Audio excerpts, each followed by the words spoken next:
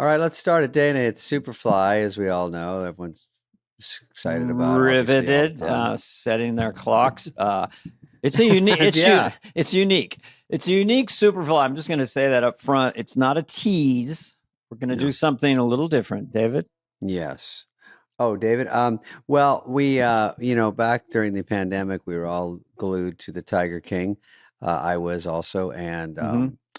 Joe Exotic, who had a lot of funny catchphrases and funny things going on. A very interesting situation down there. And the zoo is a loose word. I guess but, it was a zoo. Yeah, I don't know. I don't know if it was a zoo. Yeah.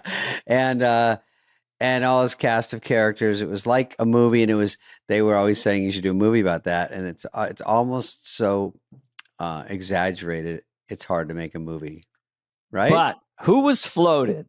Who was floated that we know to play Joe Exotic in the Tiger King movie? Oh, that's right. Spadely. Yeah. And that's not I don't know what it was. Well, maybe it's because of Joe Dirt.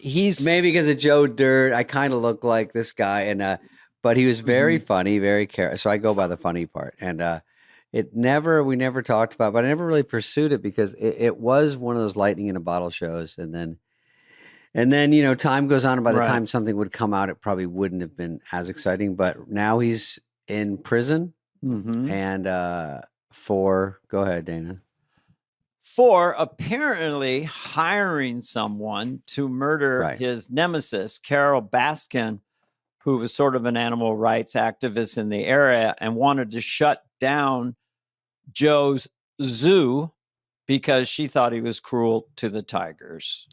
And he thought she was cruel also, and also killed her husband, he says. Allegedly, right? Right. So it was redneck heaven. It was in Oklahoma, and everyone's got a body buried. Everyone's got a bottle of booze in their back pocket, and there's wild tigers running around. It was mesmerizing. Sure. And you don't want to look too closely at anything. Like you go into anyone's yard and you start dating, you're going to find something. So on the surface, it seemed like a fun, goofy show to talk about. And then when you dig a little deeper, it gets a little twisted. Yeah. I read that he shot 5 tigers, and I don't like shooting tigers. Sure. I think we can all say we're safely against that. Yeah. And so we've got him. He's in jail, and he's going to call in. It's like a radio show. We got a caller. We got a call. And, we will not be able to see Joe, but we're going to hear his voice. I bet we put up a picture of him. Mm-hmm. That's and what they do, right? Imagine him talking. Hopefully we'll ask the questions you want us to ask. We probably won't, but we're going to hopefully. Yeah. I did 7 seconds of research, so I'm locked and loaded. No, I know. We all know about him. We all know the basics. The more I read, Yeah. We know this, but we're sort of playing for the big strokes of what people know. And speaking of big strokes, I had a big night last night. What do you porn. mean? No, I'm kidding. Oh, it just sounded like a good setup. Well, if we have a few moments, it was interesting that the astronauts got rescued on SpaceX. Yeah. After Boeing Starliner had some issues and couldn't bring them back. They were going to be there for 8 days, and they were there for 10 months. And there are side effects. Oh yeah. I have a question about this, Dana. I'm glad you brought it up. And I know everyone's supposed to hate Elon Musk, but he did do a good thing yesterday. I guess. Well, what's this Elon Musk stuff? I mean, come on, calm down a little bit. Compartmentalize it. If you don't like Doge, go after that. But SpaceX is, an amazing achievement for a private company. I mean, they totally dominated our friend Jeff Bezos because he really said to NASA, I'm going to give you $1 billion. I'll do anything you want. They looked at both spacecraft, and the one that Bill Shatner went on didn't quite make the grade. What about when it lands and they have like those chopsticks? Just grab it when it lands on SpaceX. It's almost impossible. Yes. He goes, I gotcha. Yes, and that's pretty cool. To be able to reuse it instead of throwing it in the ocean brings the cost way down. So that, again, was a revolutionary feat of engineering. And I don't think people know this. I'm just going by the facts. I don't want to get any letters. No. Mark Andreessen is a big Silicon Valley investor in tech for decades. I know him casually. He explained that Elon is first and foremost an engineer. So if there's a problem with SpaceX or Tesla or whatever, he goes and sits in a room with the engineers for 12 hours. I like that. And that's why he can attract such great other engineers, because he speaks their language. There's no barrier. A CEO, I'm going to go golf and make a spaceship. He's actually in there. So I think if anyone is kind of considered a genius, he has to be. You can hate a genius, but at least acknowledge that SpaceX is a revolution. And Starlink, why I'm talking to you right now. Yeah. Also, here's one part about the landing that I read about today that was interesting, is that a former astronaut said that they don't make money while they're up there, even though it's supposed to be for 9 days. So they probably made an extra $1,200 or something for 10 months. Yeah, because they get paid a travel allowance on those days. So this sounds like a joke because it sounds funny, but I want to get to the bottom of what they got paid, because that wasn't part of the plan. So this astronaut said that happened to them, and they got $4 a day. They usually get about $4 a day as an astronaut. That's just bad management. If you sign a contract, you should have bad agent. You should have a stranded. Say again. To accept this call, press 5. Uh-oh.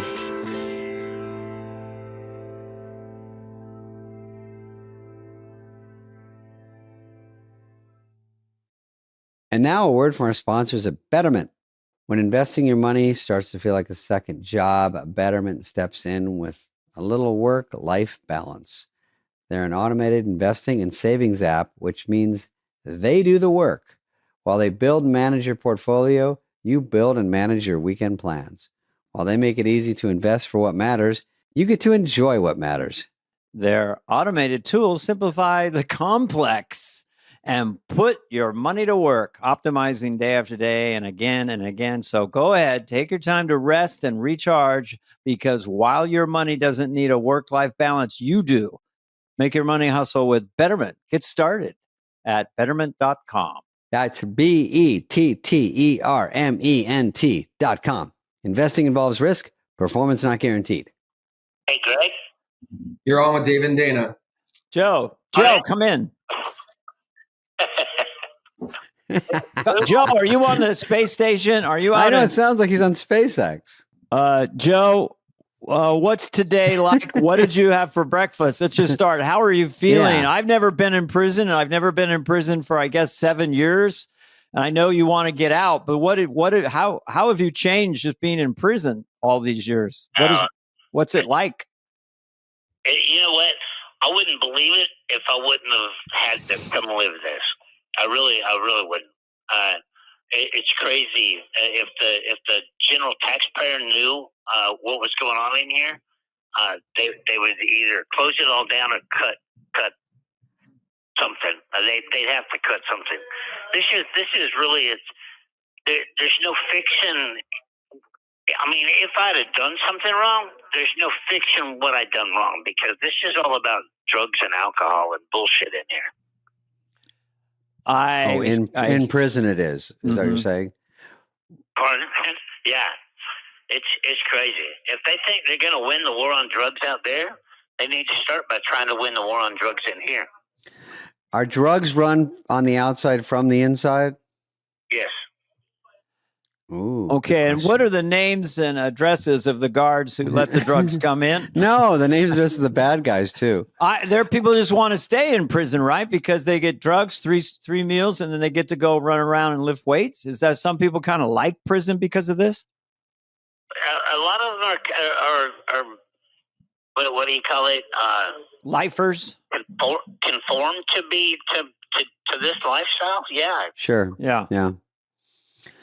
Yeah, because it's sort of a structured life that is, when you get on the outside, that's why there's a lot of mental instability out in the real world more and more every day, because it's just so hard to function in a regular society. But there you got walls, you got meals, you got rules, and I guess you got drugs.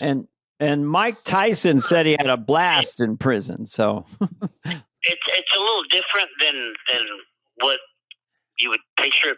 At least the prison that I'm in, because the prison that I'm in, there's no doors, there's no bars. It's open dorm, like a college, you know. I like that floor plan. You have movement every hour, you know. For 10 minutes, you can go from place to place, you know, whether it's library or rec or chow hall or whatever. But it's pretty insane. The amount of drugs, you know. I made it 55 years without seeing heroin, K2, fentanyl, or Saboskin until I came to federal prison. Were you tempted to get back on, or were you ever on drugs and got off? I don't remember. You know, that's the thing that I finally saw Tiger King for the first time about 4 months ago. Oh, really? You did? Oh, it was a great show. I mean, it was riveting, right? I was pretty disgusted with it to start with, because I was like, they made me out to be this big meth head, and I'm the only one on the show with teeth wearing clothes, you know? That's a good point. That's kind of like the show that Kate McKinnon made that was Joe versus Carol. Did you watch that? Yeah, I was aware of it. I didn't watch it. Yeah. Was it more accurate or what, from your point of view? I mean, they made me out to be a whole lot more gayer than I am, you know? So you're gayer. gay, but they made you super gay. Yeah. If they wanted to make money, they would have casted David to play me, because that guy that played me went way over the top, man. Listen, I can do super gay. Just give me some notes. It was, you know, before they actually came out with that, they were going to cast Nicolas Cage, and I was like, no, Nicolas Cage is too dry. I said, come on. I said, you want to have a real show, you got to cast David Spade to play Joe Dirt. You know what I mean? Yeah. How about this? Here's my audition. Fuck you, Carol Baskin, you bitch. I say you got it. I say we got a Joe Exotic. We have to make a third movie. At least a callback. Literally have that down. So, you know, I have 3 movie offers right now, and you know, I'm pretty sure that I'm going to make it out of here either with a pardon or on appeal this year, one or the other. So yeah, when we do this new show, we have got to team up. It'll be a classic. Ah, shit. Yeah. You have more movies than me and Dana do, and you're in jail. You've got 3 going. There you go. Yeah. What an agent. Who's your agent? What about, you can't ask Trump, but did some of your team, or was that someone else not involved with you asking for a pardon? Federal prison. I can't ask Trump what? Oh, for a pardon, or did some other people try to sort of help with that? Well, you know, my people are allowed to record phone calls, so I've made some pleas myself, you know, and then Jerry Jones's lawyer, the owner of the Cowboys, has done a press conference and made a plea to him. I've got an active clemency application, you know, in the White House now. And then the good thing is, Enrique, I'm not sure if I'm saying his name right, but he's pretty cool. He's the leader of the Proud Boys. He's gonna be in Mar-a-Lago at Mar-a-Lago Saturday, and he's going to talk to him about a pardon. Okay, that's sounds like a Saturday Night Live sketch about Trump. What did you? By the way, who was the last person? We talked to some people from Tiger King. I did before. I couldn't get to you, but when I was on my old show, Lights Out, and when was the last person to see you? Did anyone come in to visit you, or do you still stay in touch? You know what's crazy is the only person that has even checked on me was John Rinke, the guy with no legs, the old manager. He checks on me pretty regularly, but other than that, nobody has even concerned themselves whether I'm dead or alive. If Carol Baskin came to visit you and you were across the glass, what do you think that conversation would go like? If me and Carol had a conversation? Yeah, she came to visit you in prison, and you two were talking, what would it be like? Weird or? The crazy part is me and Carol really didn't have that bad of a war going on. It was just she made money convincing people that I was an abuser because I abused baby tigers because I took them away from their mom, and I made money on my podcast, I guess you'd call it. It was actually just an online television show back then on joeexotictv.com. I made money because it was easy to make fun of her because she was just batshit crazy. And I know she killed her husband, but that's where our war started, was when I started investigating Don Lewis's disappearance. And I kind of went to shit from there. But, I could actually look Carol in the face, right to this day, and the conversation would have to be like, you might have put me in prison, but you didn't put me in a cage because I've never been in an actual jail cell. But she threw me in prison. There's 1,400 dudes in here. It's not that bad. Well, if I go to prison, I'm going to find out how to do that. If you could go back like 7 or 8, 9 years, what would you have done different? Do you have any regrets of thinking of how you would have handled the whole situation? I'd have never have let Jeff Lowe in my life. Okay. He was toxic to you, or what was the problem? Well, Jeff Lowe was the scammer. He conned his way into my zoo, claiming that he was this millionaire, had all this money. Come to find out, after he got his name on half the property, he was supposed to invest $300,000. Kelly was behind on his car payments. He didn't have anywhere to live, and then what has he got? He's pretty much selling his wife on OnlyFans to make a living now. Oof. It's like a bad episode of Magnum P.I. Yeah, it's crazy. But, So you and Carol were sort of more like wrestling at the beginning. Like, it was sort of an exaggerated version, like enemies, but you're just hyping it up for the show. And then it took a turn when it always takes a turn for the worse if somebody gets killed. And then you mentioned that, and then it ups the stakes. And now now she's really out for revenge. That's kind of it.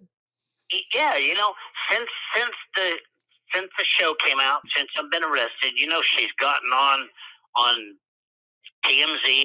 This call is from a federal prison. Oh, shit. I think I saw on Kelly Clarkson.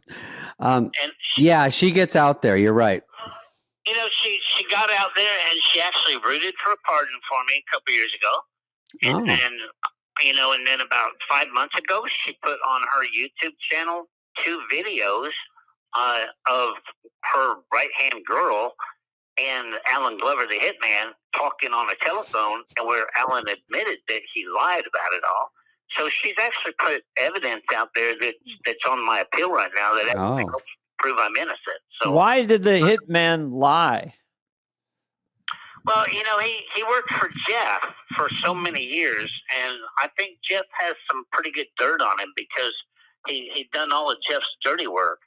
And Jeff wanted my zoo so bad that I think he blackmailed Alan. According to the affidavits and the video deposition we have of Alan now, Jeff pretty much blackmailed him into doing this so Jeff could get the zoo. So, what Tangled web. Now, it said that you euthanized, I guess would be a kinder word, 5 tigers, but it was considered made Carol really mad, or what was that situation? Okay, I euthanized 5 tigers, and where the jury didn't never get to hear and explain anything was, I was licensed by the United States Department of Agriculture, and that's who allows you to have a zoo, and they're the ones who help you write your protocols, they're the ones who approve your protocols, they're the ones who approve everything you do. And my USDA inspector kept saying, Joe, you have 260 tigers. Why are you keeping these 5 alive? Because they're so old and they're crippled and they're in pain. So we came to the conclusion that we needed to go ahead and put them to sleep. There was 2 ways in the protocol to put them to sleep: by gunshot or as long as it was done instantaneously, okay, or by injection of a vet euthanize them by injection. Well, in order to have the vet euthanize them by injection, you have to tranquilize them first so she can walk in a cage without getting killed. All right? So that takes about 45 minutes, and you have to keep tranquilizing them over and over and over, and they have seizures, and they have all kinds of throwing up and everything else. So the vet just figured out that, you know what, let's just put them down with the gunshot and have it done in a half a second. So that's what we did. And we buried him. Okay, well, the inspector that told us to do that couldn't be found to subpoena her for my trial. So the jury never got to hear her, okay? Ah, I see. So, yeah. So they didn't charge me with animal abuse or cruelty to animals or anything else. They charged me with taking 5 endangered species without a permit, because it wasn't the USDA who prosecuted me. It was a federal game warden that was working for Carroll that arrested me. Mm-hmm. So it was like you bitch. They charged me with going hunting without a permit, basically. Damn. Ah. Was there a plea deal at any point for less time and so forth and so on? Never a plea deal. So it was either straight guilt or innocence, and then they sentenced you to 21 years. Oof. Yeah. Now, with good behavior, I've already done 7. Would you reasonably be out anyway in a couple of years, or? If I have to do all of this, I'll be out September of 2030. I With see. So behavior. 4+ years or 5 years. Yeah. I see. You'll okay. This phone beeps and it's gonna hang up any second. So okay. I've wanted for years to be able to talk to you, David. It's just you're that big of an inspiration from your movie you made, and this made my whole.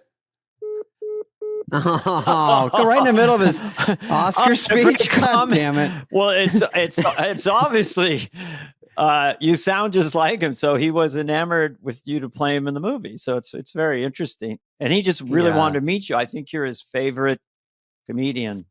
Well, I heard a lot back then about him and when it was going on, but there was nothing anyone could do about it. But I do think his story is very interesting the more we hear about it, because it does sound like he was hyping it up a little bit before, and then it got very dark very fast. And I don't know what to make of it. He just on the surface, he seems like a cool dude to like. Well, it's supposed to be innocent until proven guilty. So the idea was they had to prove,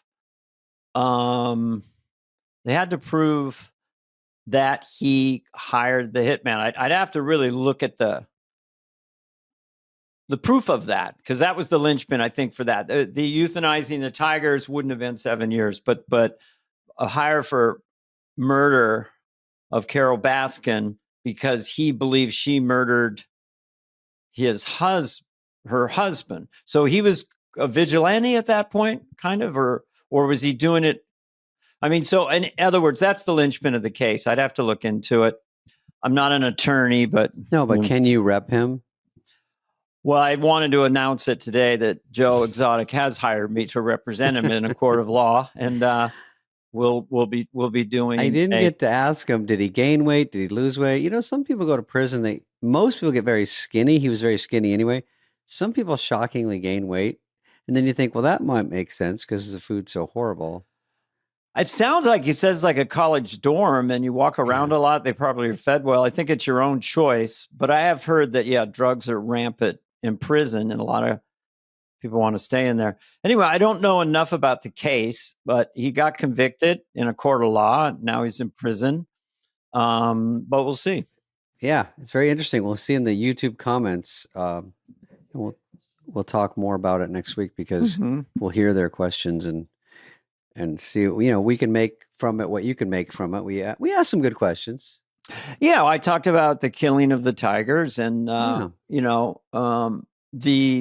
Carol Baskin. I thought him and Carol it sounded like an awkward Tinder date at the beginning. You're like, what if you guys got to sit across from each other? Yeah, what would you say? Well, that's a good one. And also, he actually was friendlier about her than I would think, because after all this? Whatever happened, he wasn't doing, you do the impression but with a B word. Dana Carvey, you bitch. Carol That's all I can do. Baskin.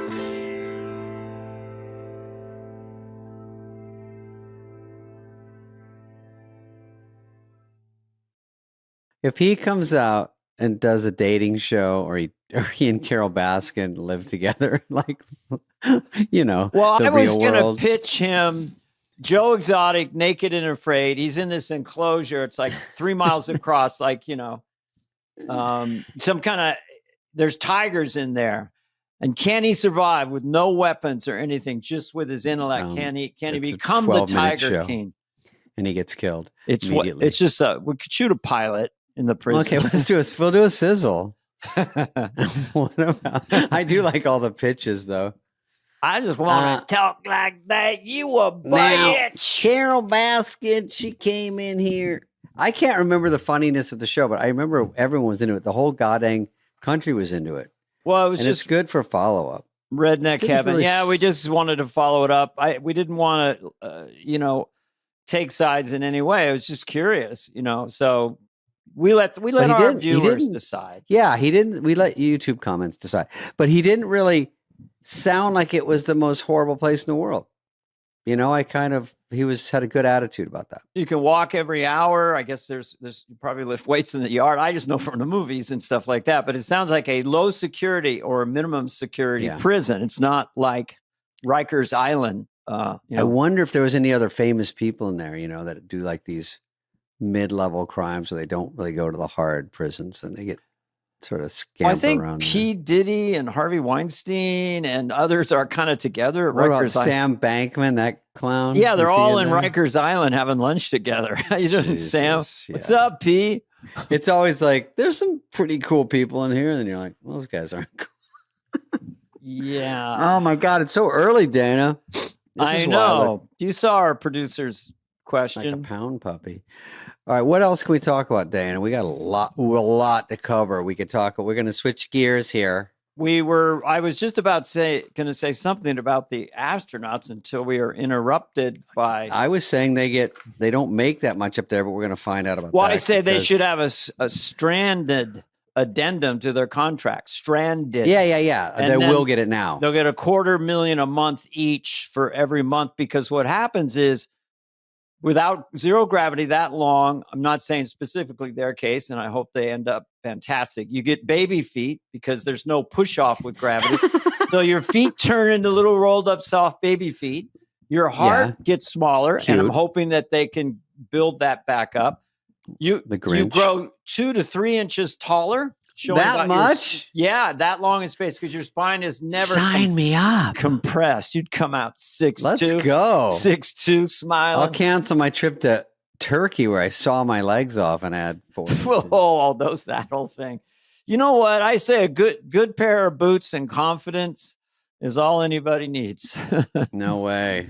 Good pair. It's not doing enough. Good pair of boots. No, I don't even wear boots. That's what I should do. We'll talk. Sitting like this. We'll talk later. But those astronauts, I heard you get taller, but these are other things I didn't know. I didn't know about the baby feet. Baby feet, heart gets a little smaller, but they, another 6 months. I mean, it is good that Elon got up there. Now, here's, again, you guys can put your comments in. So Elon Musk says that he was ready to rescue them earlier, but it was completely the Biden administration that sort of stopped that from happening. I don't know if that's true. That's what I heard. So that's kind of interesting. Oh, really? Let's cut to the comments. Give us comments. We'll read some next week. We don't read enough on the air, but we'll read some. I read them.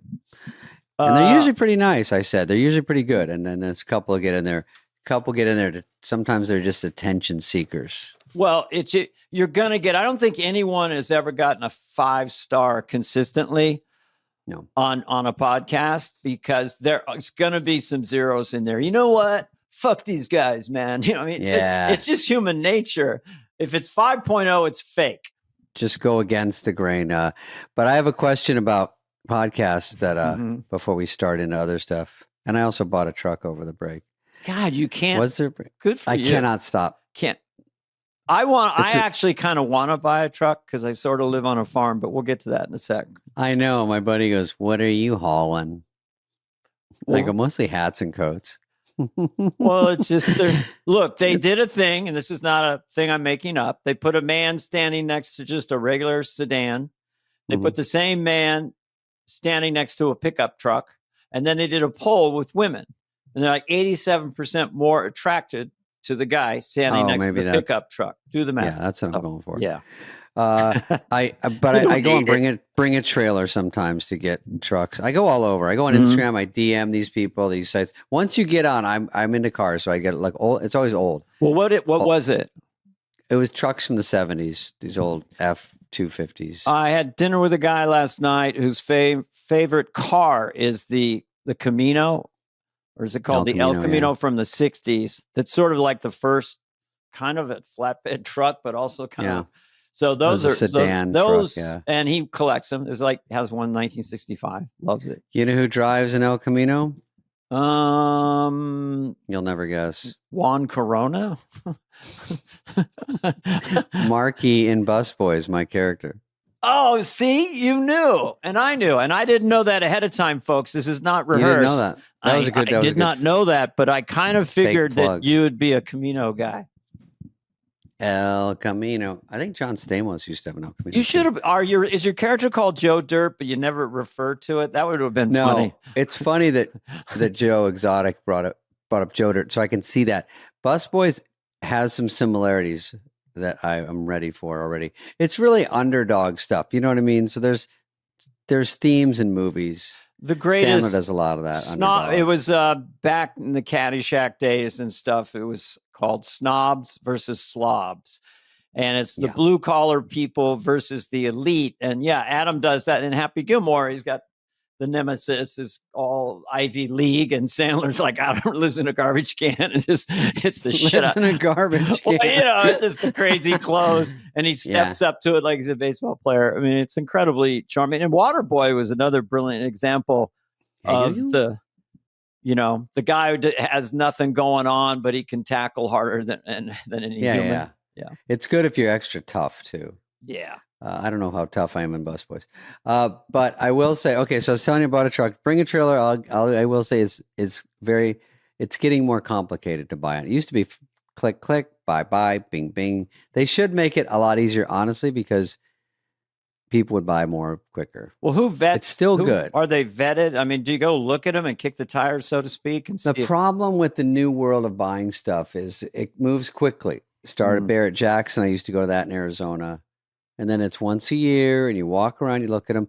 The days of actually driving to meet someone in the Safeway parking lot, and then you sit in the car and you drive it around. Yeah. They're not over, but it's also a little more dangerous. But you really have to know what you're doing, because most of the cars bought now are, for me, are online auction or Bring a Trailer or Barrett. And you don't sit in them. And you don't drive them. And that's the two things you really need to do. Yeah, I think that would be very important. Bad fucking neck and you sit like this. So if you do that, you need to do it. So sometimes I go sit in one of that type, so I kind of know what I'm getting and drive it.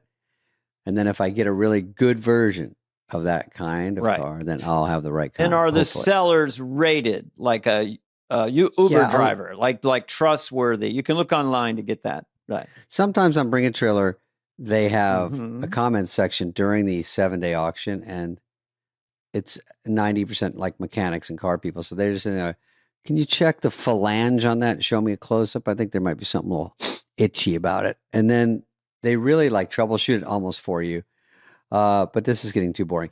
Other than that, I will say, well, I saw. Go ahead. You have follow up. I just wanted to say that, trucks and this and that and motorcycles. But you see a guy with a truck, it's like, okay, cool, and then it don't got no muffler, and so it just starts it up, and it feels like the car is saying, I'm a man. I'm a man. I'm a man. I'm a man. Man, I'm a man. I'm a man. I'm a man. Man. I'm a man. I'm a man. And they put on Surfing USA. Surfing USA. I'm a man. A man. Barbara Ran. I'm a man. Yeah. If you can't start the car, it's like, I'm impotent. I can't get it up. So that's not good. You wanted to. Viagra. What's your best Viagra. V8 starting up sound effect? Get on the mic. I can do more of a jet ski. Stop doing that. There's water in it. Is that a bad one? No, it's funny. That is if it triggered me. Oh, motorcycle.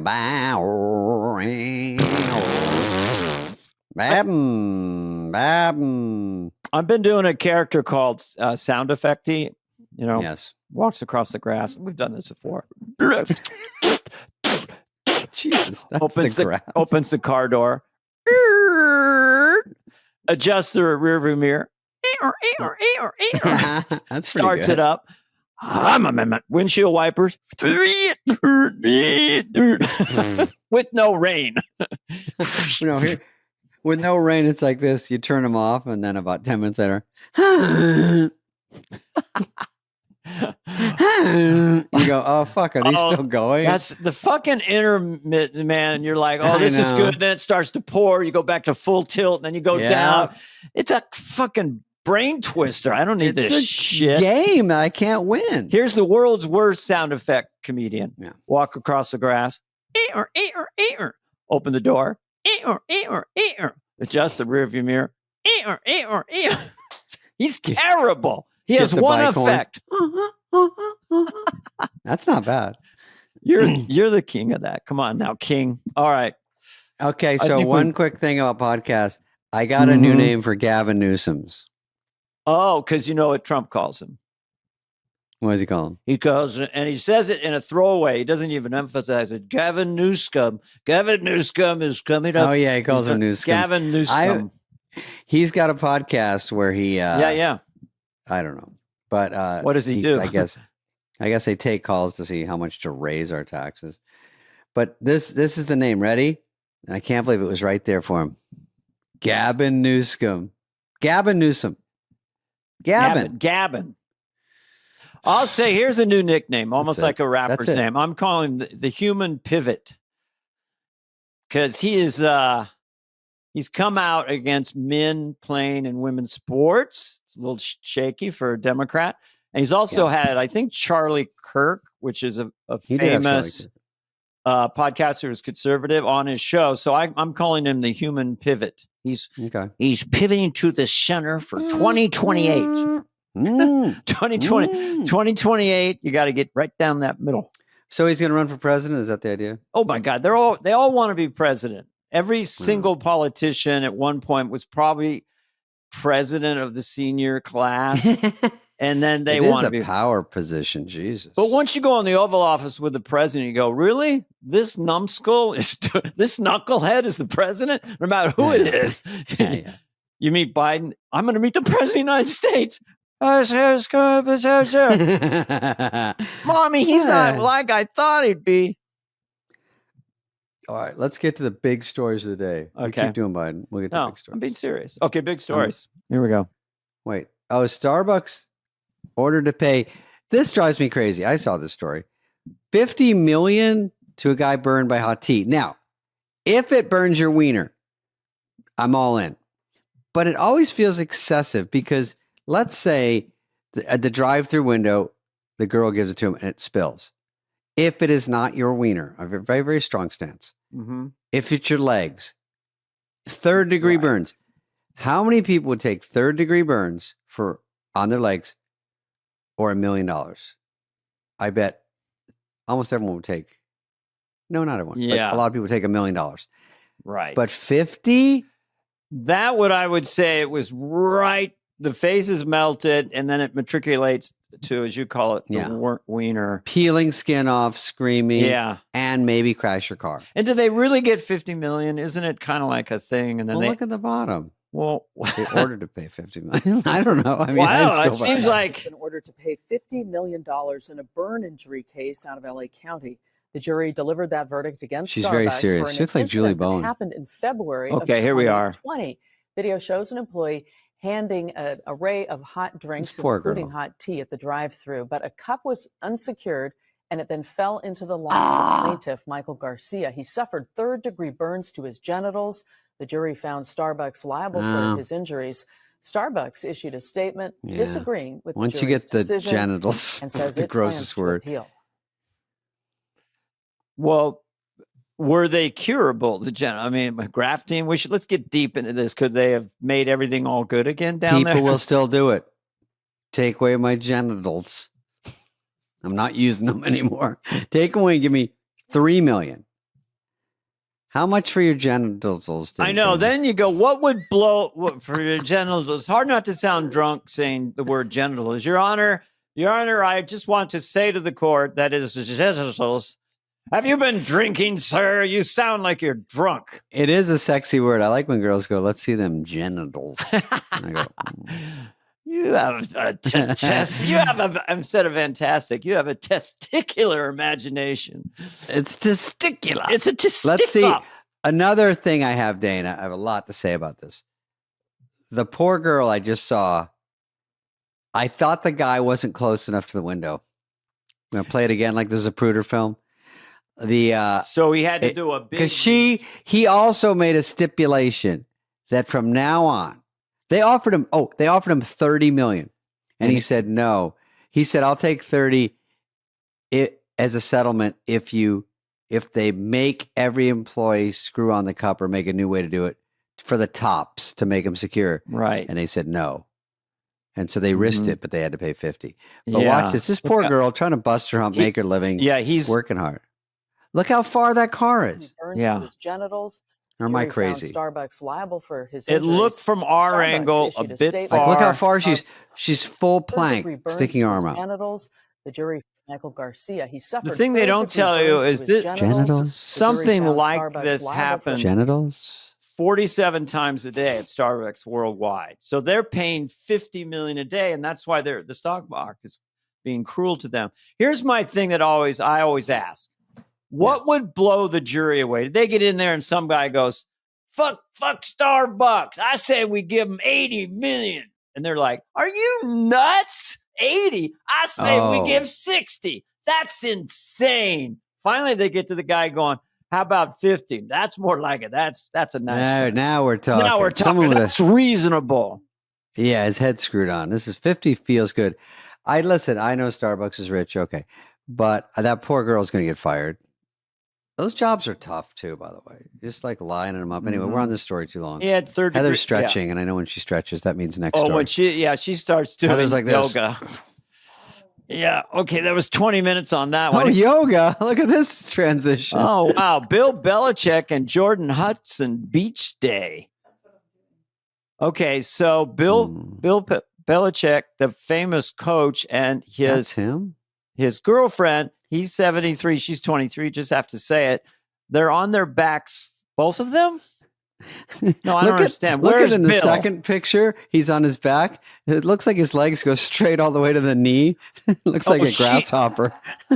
He's on his back and she's sitting on his feet. Yeah. That better not be in her genitals. I don't know what to make of this. No, that's on her hip bones, but it looks a little too much like, hey, Dad, put me up here. You know, what I think is I'm all for them having a slight age gap. I don't care about it. She's 3, he's 500. Now, that's fine.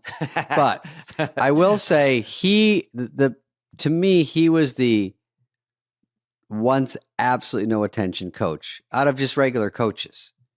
Every press conference, moving on to Cleveland, next week, you know.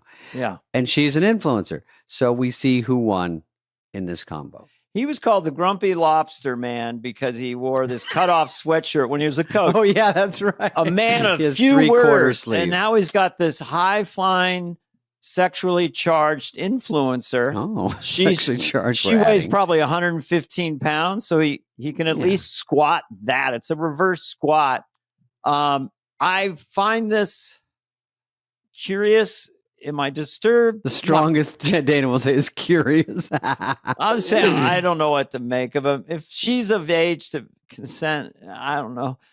Listen, she weighs 115. Even with my Carrie Underwood legs, I could toss her across that beach in 2 seconds. I'm strong. My legs are strong. And in the comments there say she calls him daddy. So daddy, minimum daddy. No granddaddy. No grandpa. No. No. All right, Heather, I'm coming back and I'm putting my hat back on. God bless them all. All right. My hair is not great today, Dana, and we're not going to over talk about it. I got up at 5 a.m. to work on this, so it looks like I'm not trying. Okay. This shit show? I like this show today. It's fun. I don't want to be identified as being in this time and place with you. Scarlett Johansson on why she refuses to take photos with fans in public. Now, this is a great subject because, first of all, we'll start with we all love Scarlett Johansson. She is amazing. Super sweet. Known her off and on over the years. Very always cool. Friendly. Yeah. I talked to her a lot when I was in New York. Yeah, at the 50th, she was in a sketch. It wasn't like we were in it together. She actually came up to me at one of the parties and she just had her hair up and was dressed different. And she's smaller than you'd think because she plays, superstar heroes. And she's talking to me for 10 minutes. And then I finally went, oh, you're Scarlett Johansson. I didn't know. Yeah. I thought she was. But that shows she's quite unassuming for being stunner. But she did Suddenly E-Bike, Heather, remember? Suddenly E-Bike. That was on the 50th. Mm-hmm. But the interesting big question is, what do you do with fans that want pictures? And she really, I think it's ballsy that she comes out and says she doesn't take pictures in public. Well, she'll take them, I think, on a red carpet or at an event when it's work about the movie. But she's trying to have a regular life, and this rubs people wrong, and some people it rubs right, and some people it rubs their genitals. But there's a whole lot of rubbing going on. Yeah, okay, here's what else she says. I like to be in my own thoughts that have nothing to do with what other people think of me. I don't like being self-conscious.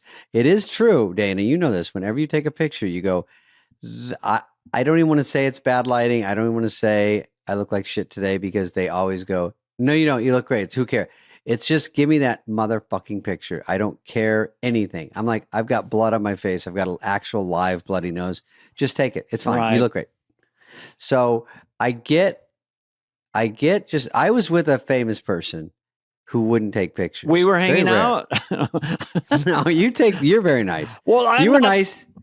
I'm too nice. I mean, Scarlett Johansson is different. She's a movie star. She's in Marvel movies. She's globally famous. Yes. And here's what I want to add to this, which I really discourage, is that now sometimes people will then just start taking video of you. You're walking down the street without permission, and they'll make a TikTok out of it. Scarlett Johansson looks sad or whatever. So looks sad. Why is she so bummed today? Most people are looking at paparazzi and make that face because they just realize the fun's over. There's someone following them and filming them. So they go, ooh, they weren't in a good mood today. It's like, well, yeah, they just saw you. So why are they chipper? And the problem is that someone like that, or really big famous people, obviously Brad Pitt or whatever, they start doing that. They draw a crowd and then they may be there for an hour. It's literally logistically impossible. The thing that I would do, and maybe people do it and we don't know, but you can get a prosthetic nose, which changes a face so radically that just sort of almost just goes right on like that and walk around invisible. And I bet people do that. Sure. And they run. And you don't know it. And then you don't know it. They walk amongst us. So. Heather, the place where I get my prosthetic wieners, will you see if they have noses? Thanks. On it. Dana, also, she's very pretty. And she's always getting attention for being pretty anyway. Like Zendaya. You add in famous and it's too much. I do think chaos. that men on the horny, inappropriate side, the predatory side, obviously it's bigger than women being predatory the other way, although it happens. I mean, I often thought that why do women chase pop stars? Like the Beatles used to get 300 women chasing them, but if they'd stopped and turned around, the women would have stopped. But so women have a different kind of lane for what we call creeps. Sure. and she's exponentially worse. Especially you're playing. She plays leading actress, the very attractive femme fatale in the movie, and this can get people crazy. So I have a lot of empathy. They just want to be artists. They did not plan on what was going to happen, and just try to respect them. When I was a kid, when I first saw a famous person, I didn't go up to him. I could just tell. I saw Michael Landon from Bonanza in a restaurant, and I got, nope, I'm not going to go over. You can just sort of tell they would rather be left alone. My first instinct was, you owe me. You owe me. I know. And then I go and rub their genitals. When we were in Fantasy Springs, Dana, you were remember we went to dinner, we get a lot of, that was our own fault. We ate it. When you work at the same place where you're doing a show, it draws attention. I never do that. We ate there. I have to say, I don't really have a face, and I've told people this before. It's very benign. If I'm like this and I change my lower jaw to Mickey Rourke, no one sees me. So I can walk around. But with David, with the trucker hat, what's up, everybody? It's like walking around Disneyland with a guy dressed as Mickey Mouse. I mean, everyone, you are famous, but you're very nice to your fans. You're casual. We were nice in the airport. We're nice to everybody. Yeah. But I was saying, we were taking so many pictures. The funniest thing is at dinner, I never do this. I don't want to bring any attention to you, but can I climb on your shoulders? Just for 1 second. It is funny when you're in mid-bite. Excuse me, I hate we to were like do this. I'm like, oh. And they're like, and then one lady was just standing there because people kept coming up. One stood back. So I said, I was eating and I go, are you bringing us backstage? I go, we're almost done. We're going to pay up. And she's like, okay. And then when I went over to her, she goes, can I get a picture? I go, don't you work here? And she goes, well, like, why are you standing? I had a big bowl of spaghetti and meatballs with extra sauce, and I hate to do this, so I just dove my face into the spaghetti and meatballs, and I turned, and it was just dripping off my face. She goes, you're not Dana Garfo. So yeah, you're Carrie from the movie. Look up Master Disguise, and one of the first scenes where my character Pistachio spills spaghetti and meatballs on the people all over their faces, and they're frozen like cartoon characters. We never show clips. If we could show a clip, that'd be awesome. No, we can't. I couldn't. My own movie. Today. All right, one more. Okay. Well, I don't know. We're doing good. It's amazing. Okay. Play this. Everyone on Earth peed into the Grand Canyon. You might think it would fill up in less than... if. The Grand Canyon can hold about 1.2 quadrillion gallons, and the average person pees about half a gallon a day. So if all 8 billion people peed at the same time, they'd only add about 4 billion gallons of pee. At that rate, everyone it would take over peed, 800,000 years. Everyone on Earth is peeing in the Grand Canyon for 800,000 years to fill it up. I would have bet the under. Wow. That is one big canyon. I'll tell you that. I like how it just starts as peeing in the Grand Canyon. And I went, what's the story?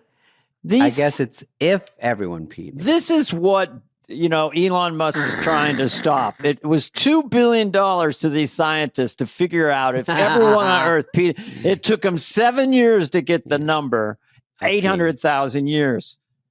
Just to be on one TikTok where you had a study where you said it would take the entire Earth 800,000 years to fill up the Grand Canyon. You got paid to figure that out. Your words, not mine. And you're mad we're cutting that out of the budget?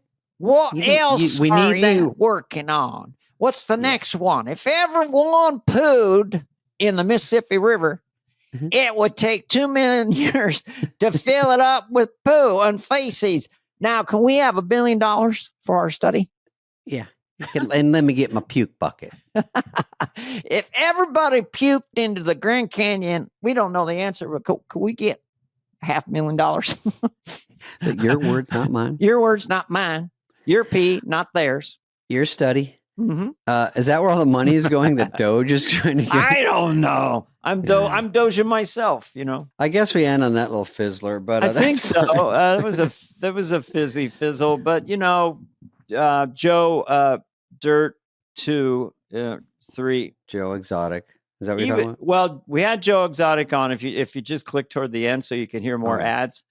Yeah, if you want the ads. Hey man, it's called a post roll. I don't think we have a post roll. We just say goodnight, Cleveland. But so he fanned out on David. This should be in the introduction, but that was kind of fun. He really is a fan of yours. I did like hearing about that during one of the few fun things. It was a 15-minute interview. We couldn't see him from some federal penitentiary. We tried to get video for people asking. We tried to get video, and they said no. So, and we heard someone behind him go, "Can I get the phone? I just want to call my mother." I wanted to ask him, is he always nervous of getting beat up or something? I would be worried, like someone's out to get you, you know? Oh, definitely. We have to create alliances. You have to get the biggest. Does he have a boyfriend? We didn't ask any of this stuff. I know. Well, yeah. We're the worst. Yeah. Okay. Well, always next time. There's always next time. Thanks everybody. Thanks everybody. Thanks, Dana. See you next time. And thanks for listening and watching. This has been a presentation of Odyssey. Superfly is executive produced by Dana Carvey and David Spade, Jenna Weiss-Berman of Odyssey, Heather Santoro, and Greg Holtzman. Hope you liked it. Mm-hmm.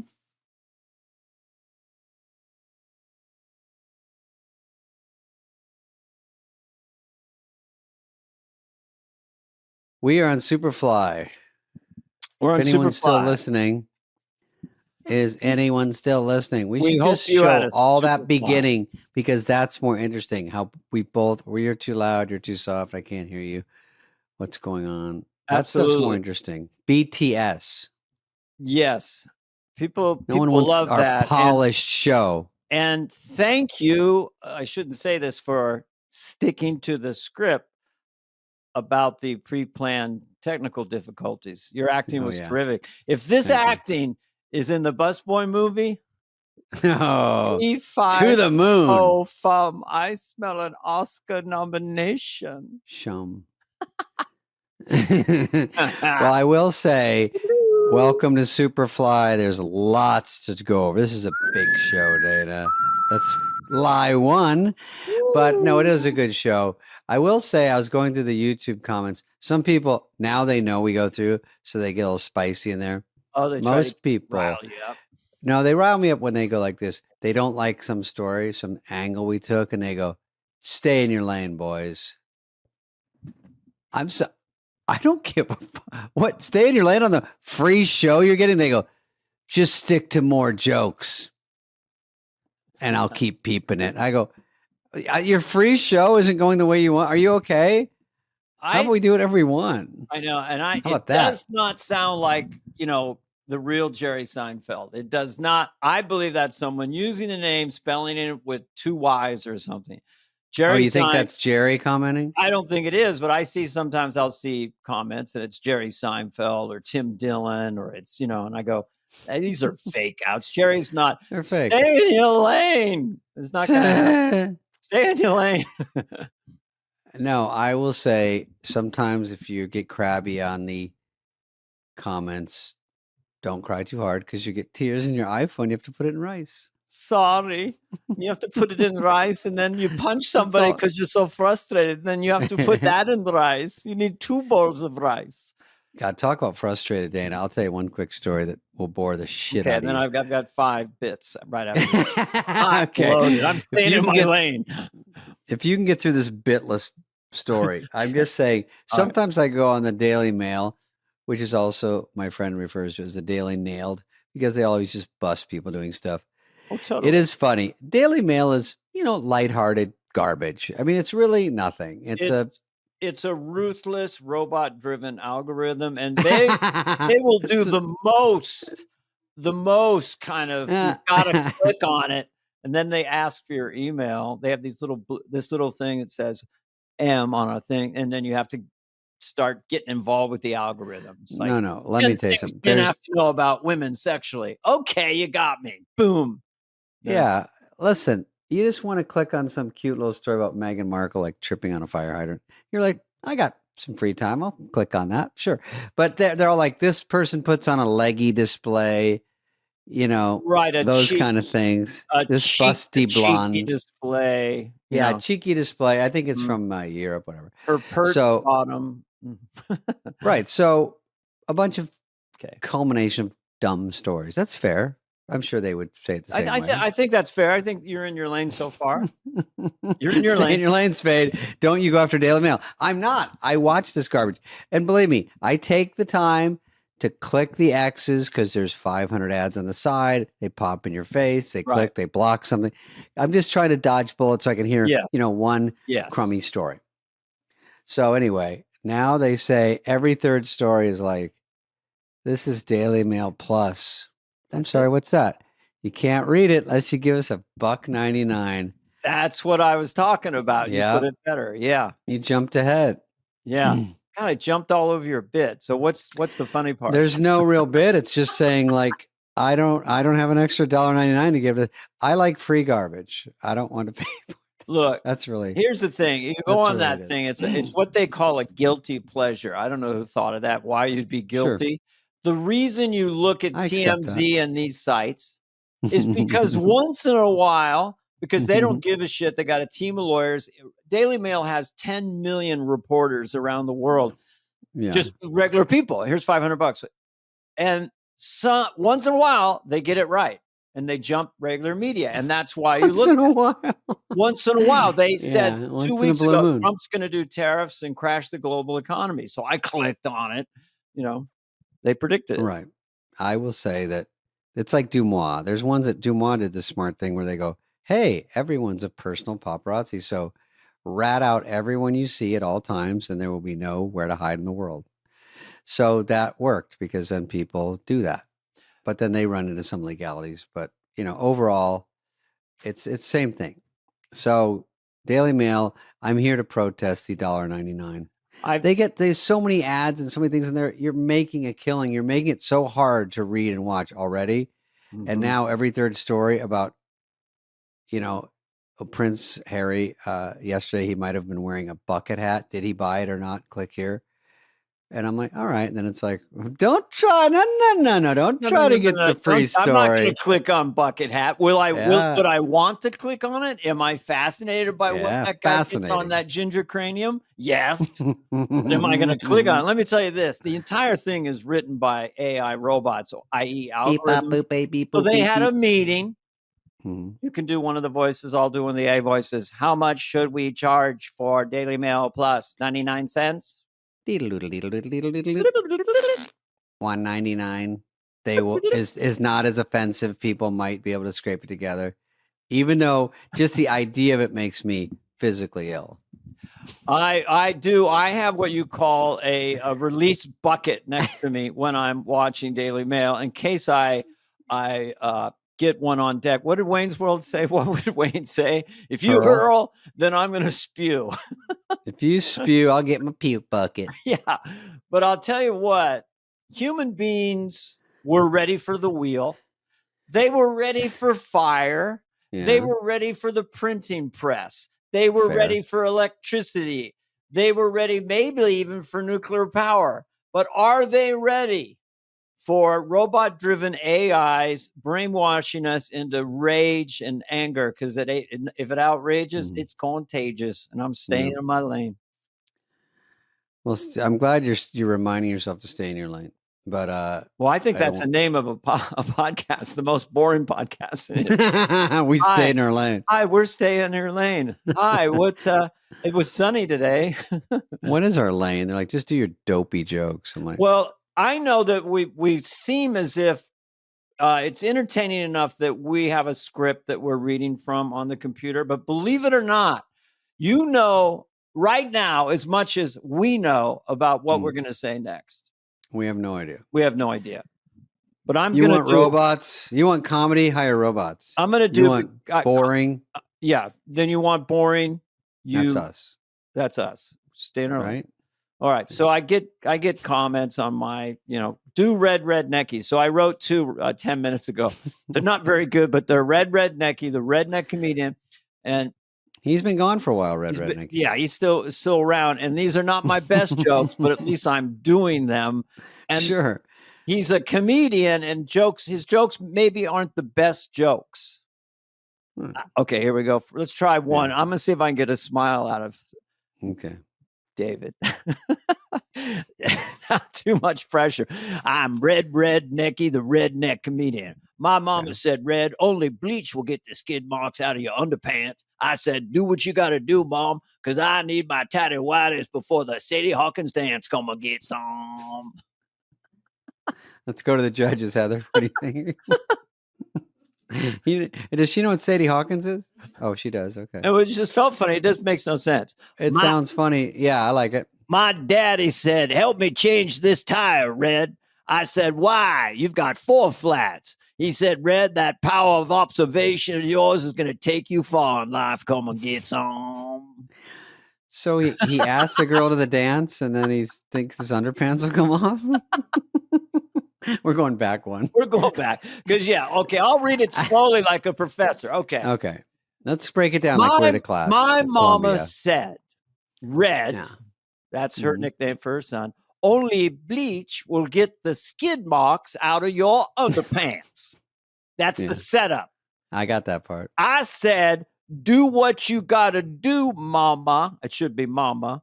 But I need my tighty whities back in time for the Sadie Hawkins dance. Come and get some. Okay, tighty whities is a funny term for little underpants. I said underpants first, skid marks, funny. And then tighty whities. Skidder marks is funny. And, do an assist. I need a better payoff. I need my tighty whities back for Sadie Hawkins is just not doing it. In case I get in a car crash.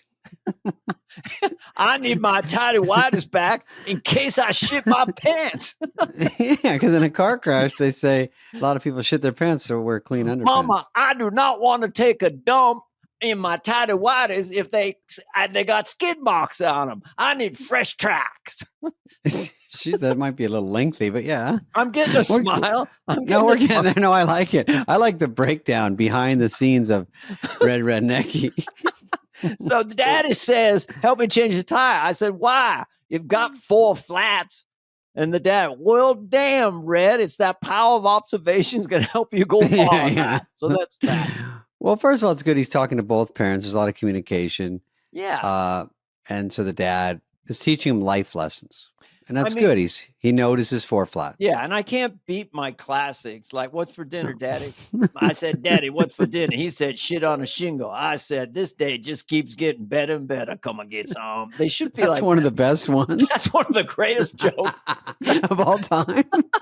The best one was the first one, and it's a little outside the lane, but he said, I'm Red Necky, the redneck comedian. I met my sister. Only because Mama turned me down. Come and get some. I married my sister. Yeah, I agree. That one is top 10. That's top 5. All right. I know. It's exhausting. I was in Sun Valley. I did a couple, Carson, getting pulled over. When you said last week you said you were in Ketchum, and I didn't know if everyone knew that Ketchum was probably a beautiful city in Idaho. It's in Idaho. It's next to Sun Valley. And I'd seen the name Ketchum, but Sun Valley has, it's like Valhalla. It's all the celebrities and all the gorgeousness. Beautiful. And I assumed that Ketchum would be a shithole. But I got to Ketchum and it's gorgeous. And then I started reading up on the history of Ketchum. And it was about crooks and thieves would rob the bank in Winnemucca, Nevada, go up north into Ketchum in Sun Valley to hide out. And this one sheriff was so persnickety and so persistent, he would get a posse and chase the bad guys up into the town to catch them. But in that days, it was just Sun Valley. And he goes, they go, hey, sheriff, I don't think we're going to catch him. Let's go back to Winnemucca. He says, we got to catch him. You kidding? We're going to catch him if it's the last thing we do. In fact, I'm calling this part of Sun Valley Catch him. Jeez, we're stumbling back into a Red Necky joke. You go to Ketchum? You got skid marks in Ketchum? So that's how Ketchum came up. These bandits would chase and have not had a bathroom break in 400 miles. You can bet they got skid marks. Yeah, thank you. This is a running theme. All right, I can switch to Carson because Carson killed so hard in Ketchum that I love it. And I don't know if I've done this one on our show. Okay. I like the name. I don't think I can top this name. Well, first I'll do a warm-up one. Okay. Sorry, officer. I didn't know I was swerving. I had a triple whiskey sour at Banana Dan's. Yeah, I like Banana Dan's. Banana Dan's, right? But Yeah, this is the one that won the day in Ketchum. Won the day. Sorry, officer. Sorry, officer. I didn't know I was swerving. I had a double leaky giraffe at the Desperate Sponge. I'm laughing. Heather's drifting off, but Heather, she can't hear that well. She can't hear that. Oh, you can't hear Dana at all. She can't hear me at all. Then we got to get her a microphone. That's tampering your jokes a little bit. She laughs at all your jokes. But I saw I got a big smile at one of the great comedians. I laugh at it because what was the sponge one? Desperate Sponge. Yeah. I had a leaky Those are hard to come up with. You can do those wrong because there's some Desperate Sponge is funny to me. I don't think I can top Desperate Sponge. I've got a lot of feedback on it. This is for anybody who wants to leave in the comments. We started out Slippery Monkeys at the Hook and Crook, Two Frozen Soldiers at the Windy Summit. But now we have, a double-decker vodka up with a twist at the Desperate Sponge. Desperate Sponge is like, damn, how do you beat it? First of all, he's saying it like Carson is 88% of it. And then you just have to have a little funny puncher at the end. Funny name. Yeah, because it's some way of tapping into 1970s. Carson's pulled over that the drink places and the drinks, they send Carson to AA and he says, I had a desperate sprung and I had a leaky giraffe. Do you have a drinking problem? I think you have a language problem. There's no cocktail really involved. A lot of those places are closed now. I haven't heard of any of them. I've never been to any of those places. The Windy Summit is still there. Yeah, they're shutting down so many things. But Carson went to AA and he goes, I had a Two Slippery Monkeys NA at the Desperate Sponge. I have a real question, a little out of my lane, but was Carson a sex addict? Yes. Have you heard that? I know a lot of things. I know someone who dated Johnny Carson for a year when he was 25. When he was 55, she was 25. He said she had a slippery nipple. He said, look, I don't know if this is true. I don't know if he gets sued, but he liked poppers, amyl nitrate. Yeah, take some of this and you'll come like a banshee. Oh, now I gotta laugh. Yeah, you're getting into out of your lane. I'm getting out of my lane. I'm being blue and scatological today. Yeah. Let's go to clean stuff.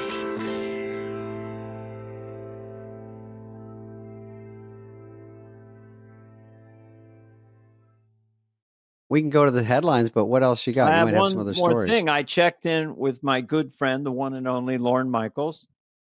And Lorne, and I want to talk about the good night incident with you in a second. Oh, yeah, that's right. But with Lorne, as you know, he's become very interested in the Lively Baldini thing. But I just wanted to talk to him about last week's show and who's he got coming up in April. So, Lorne, how are you coming? So he texted back, I think that Lively will probably settle because I think Baldini's got the upper hand. And I texted, yeah, but who's the host coming up? Lively's team thinks that his Baldini's claims will be debunked immediately. Yeah, but I mean, in May, or you have any guesses? It's set to go to trial in March. I think it'll get nastier until it gets less nastier. Right, but any musical guests we should know about, or any reunions? It's a classic sexual harassment. I think the evidentiary proof is there if you want to present it in court. He seems like he's not even answering what you're asking. Are you going to, I know it seems like he's ignoring my text. Are you going to go to Amagansett this summer? Reynolds also has a countersuit that's going to come in, and Baldini will have to defend on both sides. Sometimes when he texts me, he put, I'm not believing what RR is saying. I'm like, is that Ryan Reynolds? Obviously. This is the kind of thing that if you like it, you like it. If you don't, you're like, right now, what percentage of people listening to us are right now ironing a shirt? Probably 18 to 20. Let's see some hands. Yeah. Phones are lighting up. Okay, I have a couple more. I have one last one. The Japanese guy in an earthquake. Oh, because you just got served that on a plate last week because there was an earthquake. But he got his building got retrofitted. He retrofitted his building. Okay. So he's a little cockier on the phone. Retrofit. No problem. So, yeah, retrofit. Not a problem. Yeah. Retrofit. Okay, here it comes. Retrofit. Retrofit. Retrofit. You okay for earthquake? Retrofit. You need both hands. No, retrofit. And scene. I can't. You know what I have to do, David? No, the problem is you have to use two hands for that bit. The thing that you have an arm. The next time you see me on this, for this, I'm gonna have an arm because I'm doing too many act outs and I don't have a hand. It's too much. I couldn't talk on the phone. I have retrofit, no problem. Retrofit. Withstand earthquake, so. Or you need someone. You need like Heather to come there and shake the bit, like shake the computer. Yeah, Heather can be my sidekick, my puppeteer. All right, so the Morgan wall, and we'll put this to bed. It's a big story this week.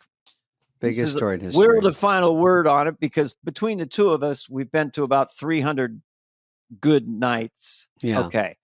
So, first of all, let's break down the good nights. Did you enjoy the good nights? Because he just walked off. The good nights are the part of the show where you hear the doo-doo. Yeah. Like Cheryl, whoever it was, whoever it does now. Very play a piano. It means we're out of show, but we've got about 45 seconds to get everyone on the stage, say goodnight. You mention the host, you thank any special guests, you thank the music, and then you thank the cast, and then they do the credits and everyone hugs or whatever they do, right? And depending on the length of the show, the good night could be longer. Oh yeah, good. People don't know that it expands or contracts. If they couldn't fit in a sketch, and we've got it. Okay, we're gonna have a fucking 3-minute good night. Yeah, exactly. The band keeps playing. So then there's strategies where you can die on a vine out the good nights because if it's 3 minutes and you don't know it. Well, so here's what happened. Now he's just like, see you later. I don't know.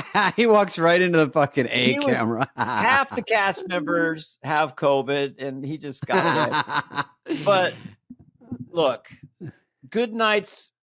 If it was canceled, would you be sad? I mean, I know Lauren's a genius. You got to have it. The audience loves it. I don't mind it, yeah. But the strategy of like this, if you're new, if you have a nose for the lens. Your parents are watching. You want to get up front, but you don't want to look like a greedy whore. So you hang in the back and wait for your moment. What I did when I was there in the fall doing Biden, whoops. Go ahead. I would take a cast member, or I took Alec Baldwin, or I took a cast member, and I put my arm around him, bring him up front, and then turn them this way and that way. I did it with, Heidi or Ashley. Just show them off. Well, so that they don't have to be hungry to have their mom and dad. Lens. And then I'd ask them, but my mom and dad loved it. What you want is the host to immediately turn around and do a beeline towards you and give you a huge hug on camera. That's the ideal situation as a cast member. But the host doesn't know what to do either. They don't know how much time they have. So they're just killing time and vamping. And then they're kind of eyeballing the monitor going, are we still going? So hug, hug, hug, kiss, kiss, kiss. You were great. More hugs. I try to stay in the back row. We've talked about this. If I was light in the show, I didn't deserve. A lot of times I wouldn't go to the good nights because I wasn't in the show. So I'm like, I shouldn't be up there. So that was my personal argument with myself. And I shouldn't really say this, but this guy is an incredibly nice guy and brilliant songwriter and performer. Shabuzi, what's his name?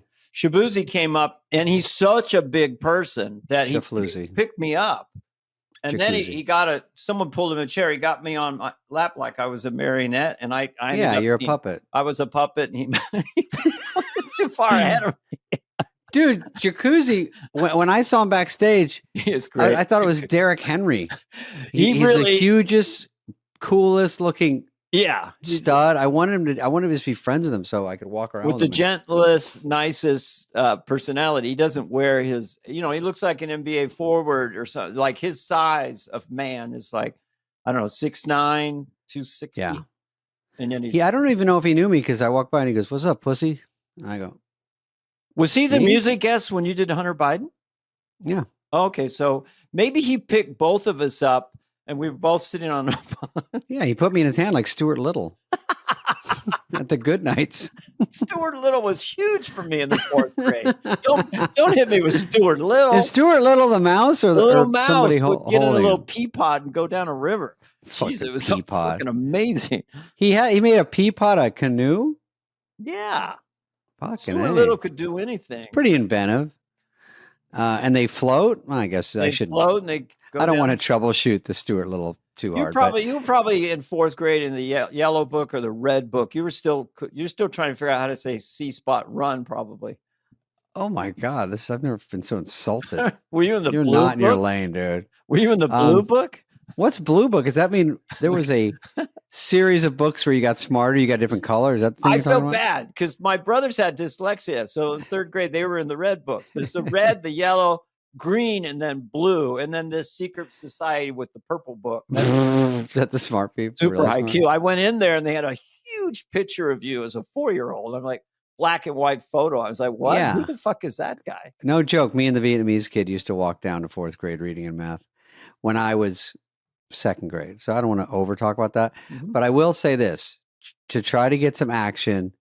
This was a panty dropper. We would do our times tables and you get like a sheet, 8 times 7, 56, 9 times 9, 81. You just go through them, but I was good at times tables. So you get them and they go, teacher goes, just do it as fast as you can, whenever, no rush, it's not a contest.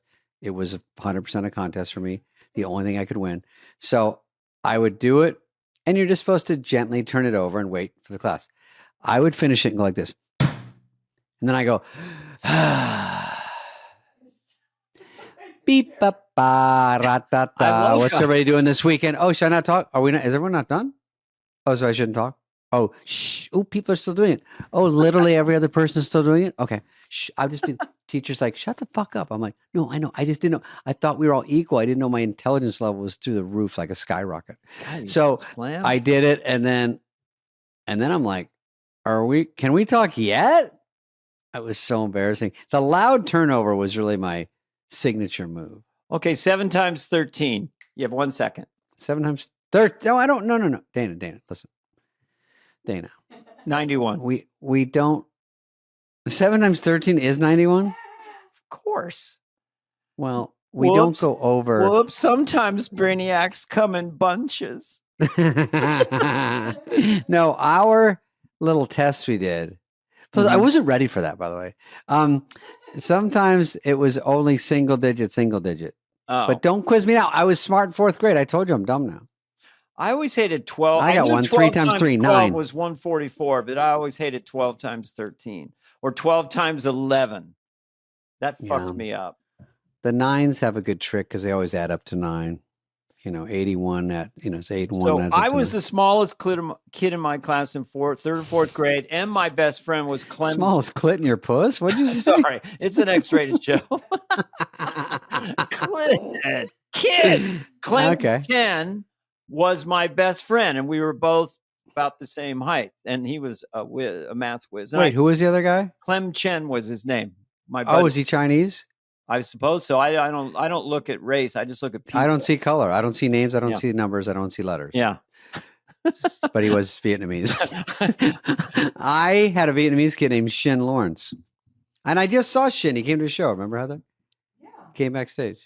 I was on a plane once and Clem Chen walked past me. Clem Chen. Now, this sounds made up. Shin Lawrence is real. God is my witness. It was Clem Chen. And he was one of my best friends, 3rd, 4th grade. And he was definitely a really smart kid, So, and we were both tiny. I was fucking microscopic. And when they did the class picture, Yeah. It starts with the teensiest and goes up. It was me first, then girl, girl, girl, girl, girl, girl, girl. Now we start the guys and the girls mixing in together. Talk about a Sadie Hawkins dance in junior high, and then I'm gonna start crying. Someone, Crimson and Clover was mine. Crimson and Clover. I get an adrenalized panic attack, and then I go up to a girl who was probably 2 feet taller than me. Minimum. Me too. Kathy Davenport, and then it's like Crimson and so humiliating. Dude, listen, I can't even stand it till you get on TikTok and they're like, where are my short kings? Short king. I don't like short king. There, I said it. You can't add a word king and think it erases the first word. I'm like, yeah, where's my fat queens? No, you're my plumpy princess. It's a compliment. You're a plumpy Short princess. Kings. I'm still processing short kings. I mean, short king summer, Dana. It's coming back. Maybe it's over. Maybe it's pipsqueak winter. I don't know what it is right now. We're in the springtime right now. I'm not a little early for the summer, but I don't like it. It's offensive. Look, an 80-year-old woman who weighs 70 pounds with a revolver can destroy any human man in about 3 seconds. So this whole idea, like being 6'8" and guarding everyone with a sword, that was a big deal. Now it's all about in the old days. All about what's between the ears, mofo. I try to say that to people, they don't buy it. Girls on TikTok, like, I went on a date last night. He said he was 6'4", he's only 6'2", but hey, short king summer. And then he only made $400,000, which is fine. But you know what? Everyone's not a millionaire. He's fucking scratching and scraping. So we went to dinner and I was like, oh, but he picked up the menu. I was like, he picks it up like a girl, but whatever. Anyway, these are like girls reviewing their dates on TikTok. Well, why does this phrase exist? We haven't planned this. Okay. Funny is money. Tall is there a thing for tall No, tall just rules the world. Tall, you need nothing else. Just be tall. That's it. Girls are like, the hunt is over. Actually, Marcello, our buddy from SNL. We should have actually checked in with our correspondent, Sarah Sherman, to ask about Morgan Wallen. But we're still talking about that. But Marcello had a good bit about that. I saw him at the Comedy Store. Actually did a set. We did a set about a week ago. He was funny. Was it about being tall or short? He does think he's not that tall, and he talks about it. He's funny kid. He had good jokes. Let me just a couple things. Al Pacino, like if you watch Al Pacino, great ass. Oh yeah, what are you gonna do? Where are you gonna go? You don't know. What do you say? The people. Oh, I like the quiet. Oh yeah. Oh, what you gonna do, man? What you gonna say? Well, I'm doing a little bit of Scarface, but with him. Oh yeah. Oh yeah. Great ass. I'll take a flamethrower. That line? You got me. What was that one in Son of a Woman? I don't know where I heard it. But... I'll take a flamethrower to this place. Flamethrower to his ass. He took it to the girl's ass. I'll take a flamethrower to your ass. Well, you're mixing it up, sir. Our greatest movie star. Look at Godfather 1 and 2, and on and on and on and on, and in recent things that he's done, biopics and stuff. But they didn't want him. And for The Godfather, it says he's 5'5". Okay, that means he's probably 5'4". So, which is 5'2". Go ahead. And Marcello has this, and Marcello's not. He's fine. He's probably whatever he is. With his hair, he's 6'1". Yeah, no, but he's the got personality of Pacino. You never think about it or talk about it. Same thing with Dustin Hoffman. It's not an issue. You just Tommy Cruise is 3'11". If Tom Cruise and I were barefoot and looking at each other, I don't think he's as tall as you. No way. No way. But Dana's taller than you think. No. Every time I see you, I think I go, you're taller than I think. Tell you what, posture, man, posture. No, I also think you slump. Anyway, I slump. But my point is, Tom Cruise, who's at this point, let's face it, a freak as far as a filmmaker. He's getting there. He's going to be a bona fide movie star. One more hit. He's in the freaky level of our movie stars. So anyway, all I'm saying is whatever. I will tell you that to wrap it all up in a tidy bow, Morgan Wallen, my humble opinion was hot take. He just had to get out of there. Like we're explaining the good nights. I think he says good night and they show everybody and he waves. Then he hugs Mikey Madison and says, "Hey, great time. Take it easy. I got a boogie." And he split, I think, to go to another road gig and he had a private jet but I think everyone took more offense than it was. If it was a regular, some of those good nights could have cut off by them. I don't think he's trying to be. No, the only thing he did was, but I guess, bother people or something. He Instagrammed or whatever he did. Yeah. Get me to God's country. And he had a private jet there. So where's God's country again? I don't know. It ain't in Manhattan, apparently. By the way, it was such a story that he has merch now, no joke, that says, "Get me to God's country." I know. Did you know that, Heather? Mm-hmm. We can pull it up if you want, but I think it's in the shape, if I have a keen eye, of the Coors logo. Old Coors. Right. Font. Okay. Yeah. But let's get to some hot stories. Fucking stories. Let's do it. We did it. We don't know these stories. We're going to try to figure it out. Mm-hmm. Oh, Katy Perry says she's going to put the ass in astronaut in a wild interview ahead of the all. Okay. Dana, I have a good question about this because I read about this. You know, all these females are going to space, right? Right. And there's probably 6. Okay. Okay. So there's Lauren Sanchez, we know, Katy Perry, Gail King, and 3, I think, astronaut. Maybe it's just all actual astronauts. So they go into space. So I'm reading this story. I've heard about this story for a couple of weeks.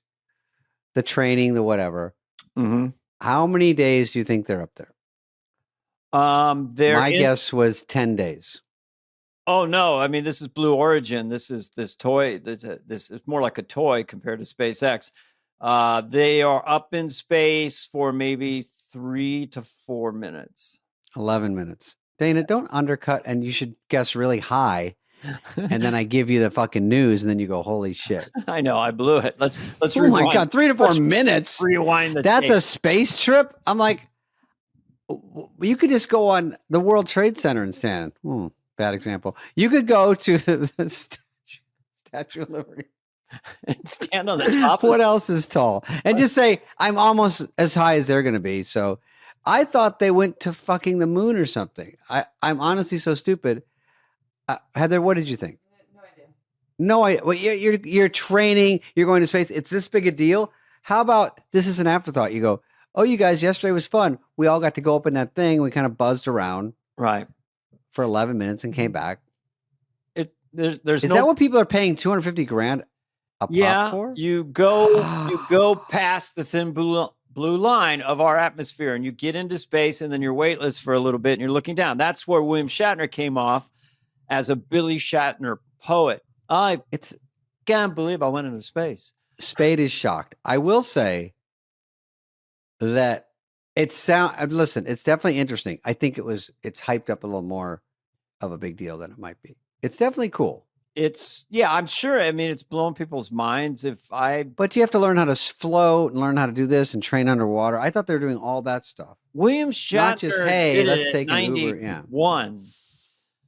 you know. So I think people can do it. I just think they're going to have to account for Lauren Sanchez, her, the weightiness of her. Excuse me. Continue. Go ahead. I'm not going to say it. Inching out of your lane, hitting the double lines. Oh, here we go. Now I'm centered.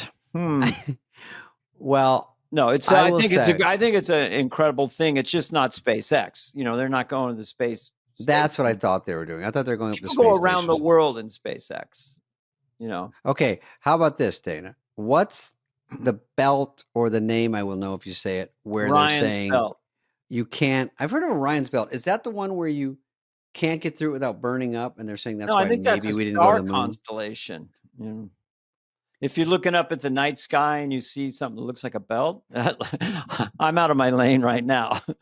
What's Orion's belt loop then? Is that something else? That's the belt goes through it.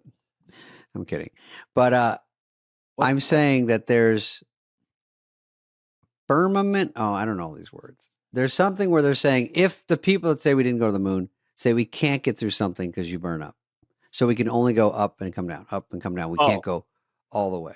Is that something? It'll be in the fucking comments. I'll tell you that. Well, it's probably, besides the takeoff, coming through the atmosphere is a very hazardous time. You have to really. It's a little hot and humid. Little 3,000 million degrees. You don't want to be Colonel Sanders' wet dream.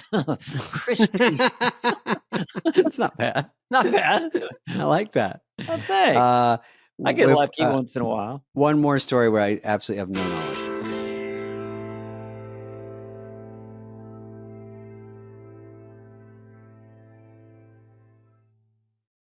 In other news related to this, a Mr. Lex Luthor gave a statement saying it was he the guy in the tank? It was mine, all mine. Yeah. A Mr. Lex Luthor of Belgravia claimed ownership. You know, I just ran into Rachel Brosnahan, and she is doing the new Superman movie. I hope it's not up against Marvelous Busboys. Yeah, she plays Lois Lane. She plays Marvelous. She's great. Mrs. Lois Lane. Well, wait a minute. You're not going to go up against Superman because it actually, I don't know if the movie's going to be good. No, but the trailer was fantastic because he's lying down on the ice and he's really distressed. He's been hurt and he does this whistle.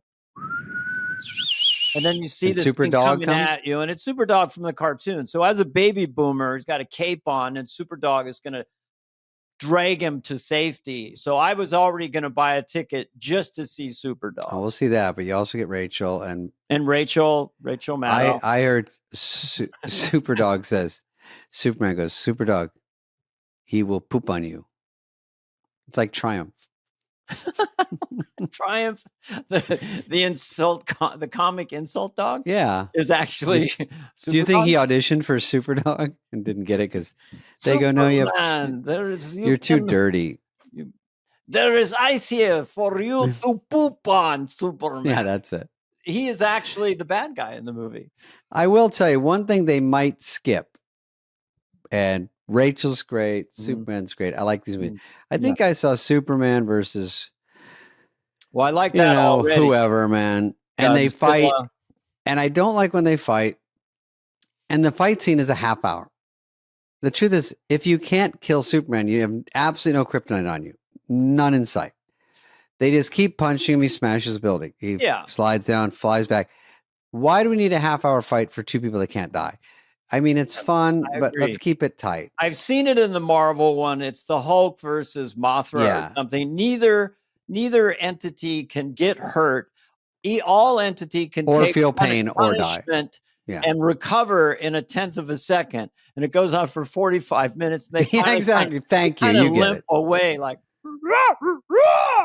not one Band-Aid, not one arm sling, nothing. It's just like nothing. And they're never like, oh, I'm still jarred from that fight I had 2 days ago. No, I'll tell you what, though, I assume the plot of Superman and the sensibility is top secret, but they've been trying to hatch this for decades because the original Superman with Christopher Reeves is a masterpiece. Richard Donner directed it. You had Brando.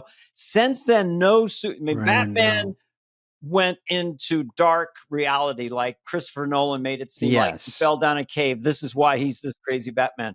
Superman is a goody two-shoes. So where do you go with that? So I'm curious if they unlock the key to make a great Superman movie in 2025. There, I said it. I heard that this is probably not true, but Superman does a collab with Bonnie Blue and watches her screw 1,000 guys. Is that true? And he actually has sex with 2,000 Ned Beatty. And he tries to beat her because she's the bad guy. He says, I could beat that sex record. I'll tell you what, they should start on Krypton, start on the main planet like they did. And what's her name? Betty Blue should be Bonnie there. Blue, yeah. Bonnie Blue should be. And that's why they want to explode the planet because they're so outraged by her activity. Oh, or the bad guys are super horny and they enlist Bonnie Blue and the other girl to go have sex with everybody to wear them out a little bit. Well, Superman so Superman can think for a second and figure out what to do. And Krypton, the people of Krypton who live in a place called and also create kryptonite, but they live on the planet Krypton. They also have sex for sometimes 1 million years at a time. Oh, whoa. Well, is that too much? That's too far because these girls can do it for a day and then they're like in the ER, but it's worth it. They get the clicks. But if there are some bad guys from Horn Dog City or something that come down, and listen, I don't have it all mapped out yet in my head, but I'll talk to Rachel. I'll just say it to the audience. David and I had a casual story meeting at Warner Brothers, and we pitched these ideas. We're saying them clumsily now, but we never got a call back. I think, you know what I hate? What if this plot is in Superman and we're like, they obviously stole it from us from that meeting? Well, the one thing in the first Superman, Ned Beatty, who was in Deliverance, hilarious. He played Gene Hackman too. And Gene Hackman, he played Gene Hackman as Lex Luthor. He played kind of the dunce comic idiot character. Well, what do you want me to do, Mr. Luthor? I want you to shut up and get out of here. So that, if they could bring back that character, you know.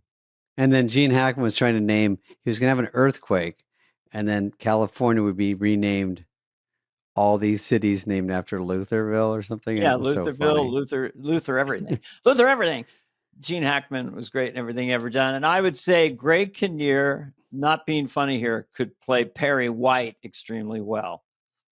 Greg Kinnear as Perry White. He's the boss of the Daily Planet. Now get out of here. Now get me that. Get you, you know. Who is it? J.K. Dobbins? Or J.K. Rawlings? I don't know. J.K. Simmons. Yeah. J.K. Simmons? Simmons, yeah. Oh, is it? Yeah. Well, he's great. Matt, that might be in Spider-Man. You got to get yours. Jesus. We're going to turn off the comments. Great. People are going to just go nuts. Okay, that's next story. We really did a good one with that one. That was a good one. That was good. Seriously. Oh, this is, I don't know if this is real. This is underneath the pyramids. We talked about the pyramids last week. What? Let's see if this is fake or not. Universe are we today, someone has finally made their way down the shafts that were found under. I like the first comment. Clutch your pearls, girls, because now you're telling me that as of today, Dr. and archaeologist I'm not How going to could try you to say get his last down name there? because I don't want to be disrespectful to the Egyptian culture, is the first human being to make right his way away to and the show us bottom of what's the up. shafts underneath the pyramid and has reported back what he found in the chamber at the bottom. And it is mind-blowing. Now, like always, take what you will, leave It what looks you a won't. little fake. I have purposely not talked about this topic yet because I like to have my You can facts jump out. back. I just like talking about the pyramids. I like that if the pyramid is just the top of the iceberg. The pyramid's pretty big anyway, Dana. Have you seen them? Well, let me ask you a question, and Heather can look it up. Do they really know for a fact how that many thousand years ago they made the pyramids? Is that documentable, or they kind of have theories of moving? You're saying the theory we all have heard our whole lives is that they built them in some crazy way where they rolled the stones or they did something 20 tons each way, yeah, thousands of slaves, and we can't even do it now, and we've got cranes, and like I'm way stronger than like a normal person back then. He said, "What is this you're saying?" AI says, "Well, we don't have a definitive, complete picture of exactly how the pyramids were built. Archaeologists and historians believe combination of ramps." Oh, combination of ramps. This is what historians believe. Even AI doesn't know. But they can't prove it. No, nobody knows. Not provable. So I say it's either some supernatural leap by human beings in Egypt or alien intervention. I think it's aliens. I think it's alien intervention because that's way more fun. Let's get Dr. Greer on here. And by the way, we're not that crazy when we think the aliens are real. I think people are finally like, I think they are. I mean, look at the 5 million drones that are unexplainable. You go, some are explainable, but something's going on out there. Well, yeah, we should get Greer. I saw another guy, Jeremy Corbell. I met him at the airport. He's like a UFO guy.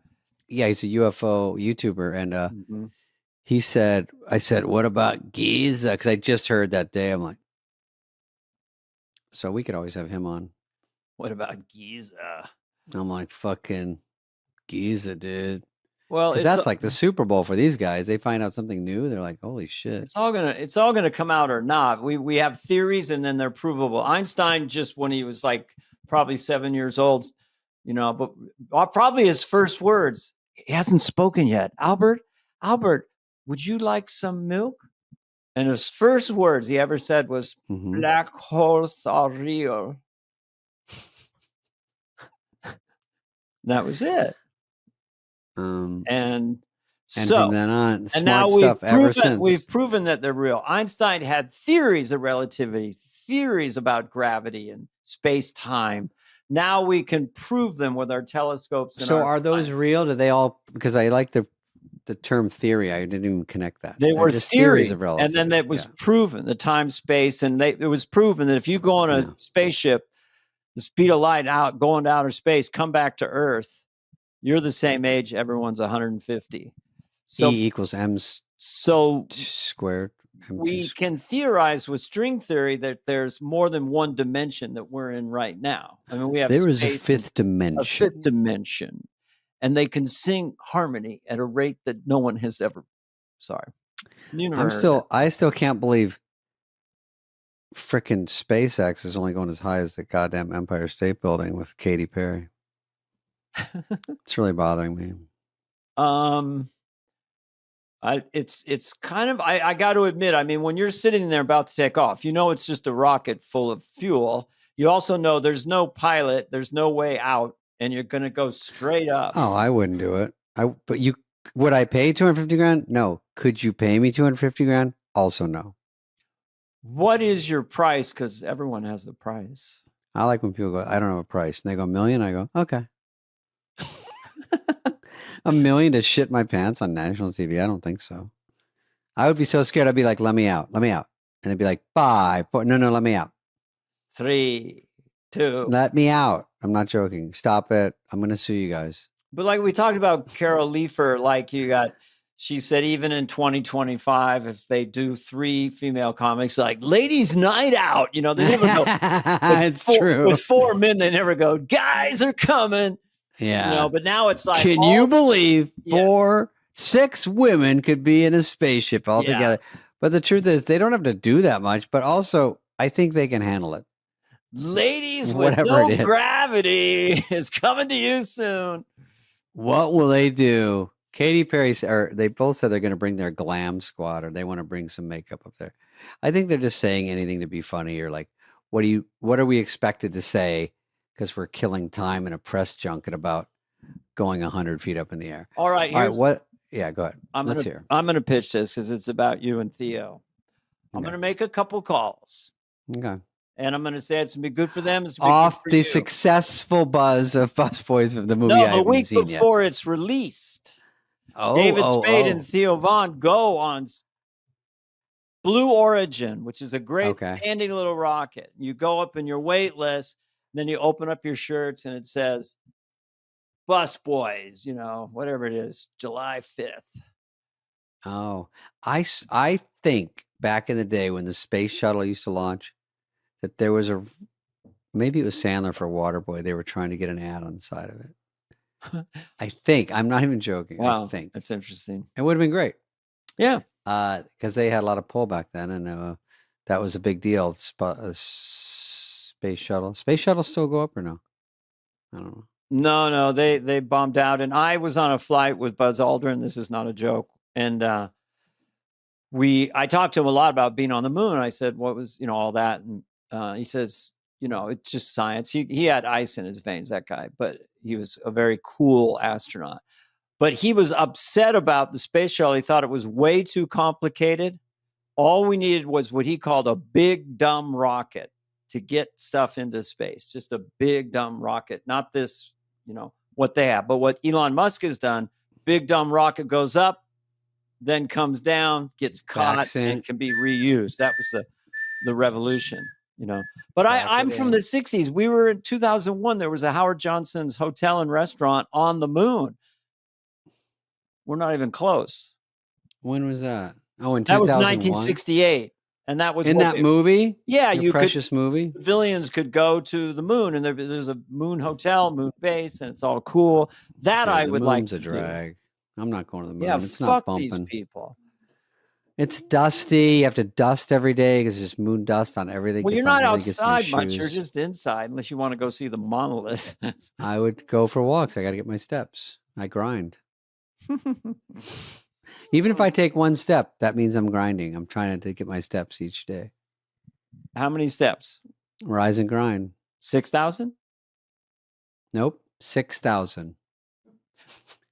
I love that joke. Oh, that's good. Whatever you say, I say nope, and then I say it. They have a new one that keeps track of your heart rate throughout the day with the steps and your average heart rate. If it's 120, not good. If it's down in the 70s or something, very good as an average. They have an app where you can fake the amount of steps you have, and if you're using this to get laid, this is embarrassing. You're like, "What's up, gals? Just checking me apps." Somebody got 9,200 steps today, and they're like, "Oh," and you're like, "It's really only 6,400." Well, here. Who needs that app? Who does that? And by the way, that app is not selling well. As Biden would say, and guess what? By the way. No, I'm being real here. Bushmen out in Tanzania or wherever, ancient men and women, they walk less than we do. All they do is conserve energy, like lions and stuff. And then when they need it, they really need it. Pussies, but we have plenty of steps. All you have to do is get into a seated squat every day for an hour. Take your calls and just squat down and sit there. That's the best thing you can do? Best thing you can do. Hip mobility. I heard squat against a wall, right? Well, or if you could do it out in the world, you just squat like a Bushman. Like that's how people sit. I think some Asian people sit like that when they rest. You sit down. Vietnamese, because you're in the rice paddies, and so you need to make a chair out of your lower body. But is this good for your body? You say it opens up your spine. It's good for your body. Would it be good like we're doing it now? Probably not. But if you did it throughout your life, young people understand that mobility is a huge part. There's strength and endurance, but there's also mobility and you got to be loose, in the hip joint. I'm wound so fucking tight. Yeah. All right. On that note. On that silly note, anyway. People don't like me preening and looking at my hair. I can't help it. I see this fluff over here. Well, you guys do a podcast because anyone could do it. And by the way, so when you're doing it in this situation, you're seeing yourself on staring yourself the whole goddamn time. Here I am, just for the fans. Here I'm looking at David. Ha ha ha. Here I am checking myself out. Here I am looking up at you. The thing is, we don't look directly into the camera because I'm looking at Dana. But if I look in the camera, I look up here, which looks more realistic. But camera. I can't talk to Dana without looking at him. Camera, David, me, Heather, Katy Perry on the moon, Greg Holtzman, Heather, David. Rats in my infested mansion, Gail King. You got me on that one. She's on the rocket ship. All She's on the glorified airplane. Last thing we're going to do is ask the chat room. They have room for one more woman in American society to go on Blue Origin. Let's nominate that one more woman, Meryl Streep. And we will tell them next week who won. I'm nominating Meryl Streep. I'm nominating the lion that killed the people because he wasn't having it. I would nominate Lady Gaga because on Liftoff she'd be like, whatever. I can't here we go. Yeah. Too high. Or James Taylor, ain't it good to know you're on a rocket ship? Give him a guitar. No, they'd be mad because when they're taking off, he goes, I've seen fire. And I was like, hey, whoa. Don't sing that now. That song's about a plane crash. Oh, please. Do you not know that? No, I thought it was... Dana, wake up. It was an addiction, Fire and Rain, No, just yesterday morning, it was his girlfriend got in a plane crash. Just yesterday morning, they let me know you were gone. Jeez Louise, that's such a brilliant song. Now I can't listen to it. I'll be sad. Oh, you'll bawl your head off. But I do like nominating someone. I want some people to get creative. The plans we had put an end to that. Yeah, whatever. Oh, yeah, if you listen to it now, and everyone will tell me I'm lying in the comments. I probably am. All right. Okay, all right. Dana, I got to run. So just wait here for about 20 minutes. Yeah, I'll wrap up the show with Heather and Greg, and you have a nice cheeseburger. All right. Oh, yeah, I'm going on tour. Where am I going? Oh, Boston. Where are you going? And Boston? New Jersey is my next weekend.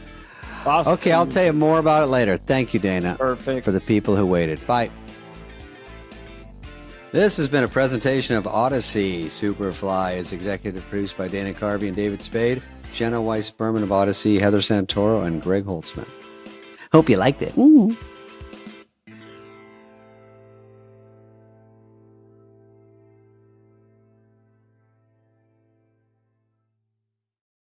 David, Felipe Esparza, yes, is a great stand-up comedian. Our guest today on Fly on the Wall. Mm-hmm. Good dude. I actually was quite entertained by him. He had a great story, and you know, that was one of the ones I have to say I'm not tight with, but I think you had met him, and I was introduced to him through you as far as his comedy. And then when I looked him up, I thought, oh my God, this guy has been around doing great. And it's just one of those blind spots when you're not in the same places as people, but he has a huge career. Huge following. His story is so interesting because he came through the border illegally years ago with his mom and his brother. And I think his brother had to be dressed up as a girl or something. But anyway, his stories of how he got to America and how he started his career in America and how he's become so successful is just a great ride. And he's funny and charming as well. I think you're going to really like him. Mm-hmm. Yeah, I had a great time talking to him. He's a good-looking dude. If that matters to anyone, does to me. Does every he looks very people. Young for his age, and he has a great head of hair. We couldn't get over. Yeah, cool hair and a good attitude, and I had a lot of fun with him. So hope you like it. Here he is. It's Felipe.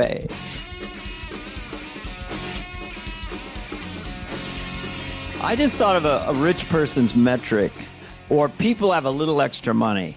Either you go to a salon, you go to a barber shop to get a haircut, or the haircutter person comes to you. Right. It's the first sign of having a couple extra bucks in your pocket.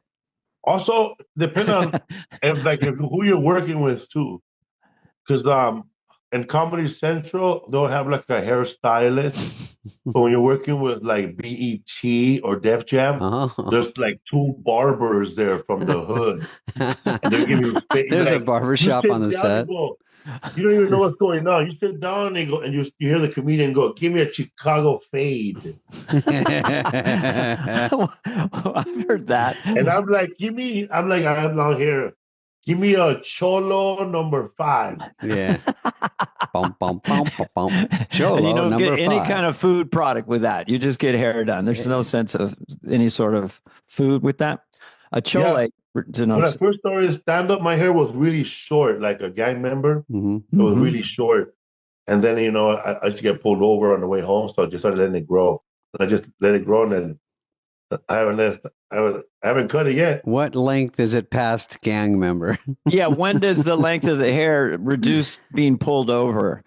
Oh, man, you got to be like Bill Burr. Yeah, officer, I wasn't fucking speeding here, all right? I'm going to the fucking Comedy Store, all right? He's aggressive, that Bill. Listen, give me some pickles. Yeah. You know what drives me out of my fucking mind? Meter maids. Get a fucking car. I don't need a golf cart. Give me a parking ticket, you fucking meter maid, metalhead. Anyway, that's kind of Bill Burr. I used to do that. I used to do just East Coast stand-up. But so for our audience, why don't we just quickly go? Yeah. Where you came from and who you are is extraordinary. So we've never had a guest quite with your story. So don't be shy. But yeah, don't be shy. You grew up in Mexico and you made your way to America, and you're incredibly successful. You played giant places, have a huge amount of fans. So it's just kind of an American dream, would you call it, or a Mexican dream, or what is it? How are you processing? I got here when I was like 4 years old or 5. My brothers and I, with my mom, we came here illegally. My father was already here living in America, and so were all my dad's relatives. They were working for Warner Brothers. It's funny, they all had jobs putting the record inside of the cardboard. They were at the record pressing company. Oh, fascinating. Someone has to do it. Man. Yeah. Dude, it's not bad. I'm telling you, Felipe, I used to work when I moved to LA. I tried stand-up. Of course, I wasn't doing that well because I'm in Glendale, putting the A-Team dolls in boxes in a warehouse to send to anyone who ordered one. But it was kind of boring. But every day I'm like, did they want they want the A-Team actual figure? They also want the headband. Nope, they didn't order that. So I'd have to figure out from the order what they wanted, tape it up physically. So I'm with you, dude. Yeah. Jeez, I'm just going to say it. I pity the fool. You pity me for sure. Mr. T. I used to work at the back of North Broadway, where the Broadway warehouse used to be. Mm-hmm. And I used to separate all the clothes hangers, the plastic ones. Oh, yeah, you got to keep them separated. So I was in a room full of hangers, bro, like the whole room with hangers. And my friend and I would just get high during lunch and start grabbing hangers all day. Okay. I've had those type of jobs are just mind numbing. You have to do so. We used to take Dexatrim to wake up. It was like so stupid, but anything.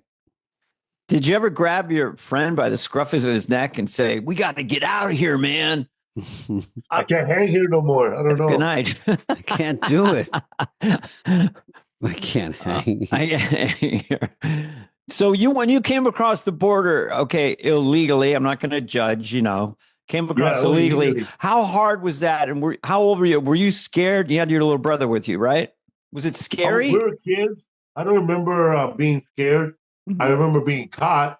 We made it because we made it through the border, like right there around San Isidro, the border. We made it through there, but there was another checkpoint. Like I guess they were Minutemen or something, but there was like the sheriff, the San Clemente Sheriff Department, or somebody there was an extra checkpoint that city made. So they were randomly stopping cars that were on the 5 South, on the 5 North. Right. Yeah, I guess. So they stopped us, and our driver was he was a Mexican travel agent, a wild coyote, He was a coyote, a travel agent coyote. My friend Rodrigo said, "Yeah, man, it was a Mexican travel agent." So he was American. They let him go. And my mom and my brothers and I, we got arrested. And my mom was released to go back to Mexico. And then we were released like 3 hours later. And we crossed the border and we stood there another month, figuring out plan B. Then we borrowed our cousins' passports. And it was 2 boys and 1 girl on the passport. And my mom looked at my little brother, and said, "Well, I guess you're gonna have to be Pati." Start growing your hair out. What did you do to make him look like his passport photo? I mean, oh man, he had to wear a dress for a whole week just to get in character. Getting character. Getting character. Yeah, man. He went all into it, man. And when we got to the border, they had like makeup on him and a little dress. And they asked him, "What's your name?" He goes, "My name is Pati." And he's gay now, but you know what? He took one for the team. Yeah. That's all that matters. That was nice. Okay. We'll get that's a whole other podcast. Yeah, okay. He's gay now, starring Philippe. Nothing wrong with any of that. But so was he? Hey, he's a hard top, by the way. Did you? I mean, you're looking at your mom as the adult, and she's like sinking. Are you reading her feelings at that moment? Like, oh Too shit, little. We're getting caught. But then, really determined. A month later, you go back, and then you do this thing, and now you're in America. Yeah. And yeah, when do you figure out like you've got this gift of gab for laughter? Took a while, we didn't right? know we didn't know everything we did back then was bad. Nobody like sat us down and said, "Hey, everything you did was bad. Don't do it again." And we didn't know we were illegal, man. I remember calling kids illegal, and I was illegal. I remember telling kids go back to El Salvador or go back to wherever you came from, and I should be going with them. My mom would just tell us, "Listen, when you come out of school, don't talk to strangers, don't talk to anybody, just run home." Jesus, no matter what you're doing in life, just run back home after. Run back home. Scary. Wow. How long did that go on? That kind of fear. When did it turn for you? I mean, I don't know. I guess when we were in America for a while, and we went back to Mexico to take care of some paperwork, and then we crossed the border, and we went to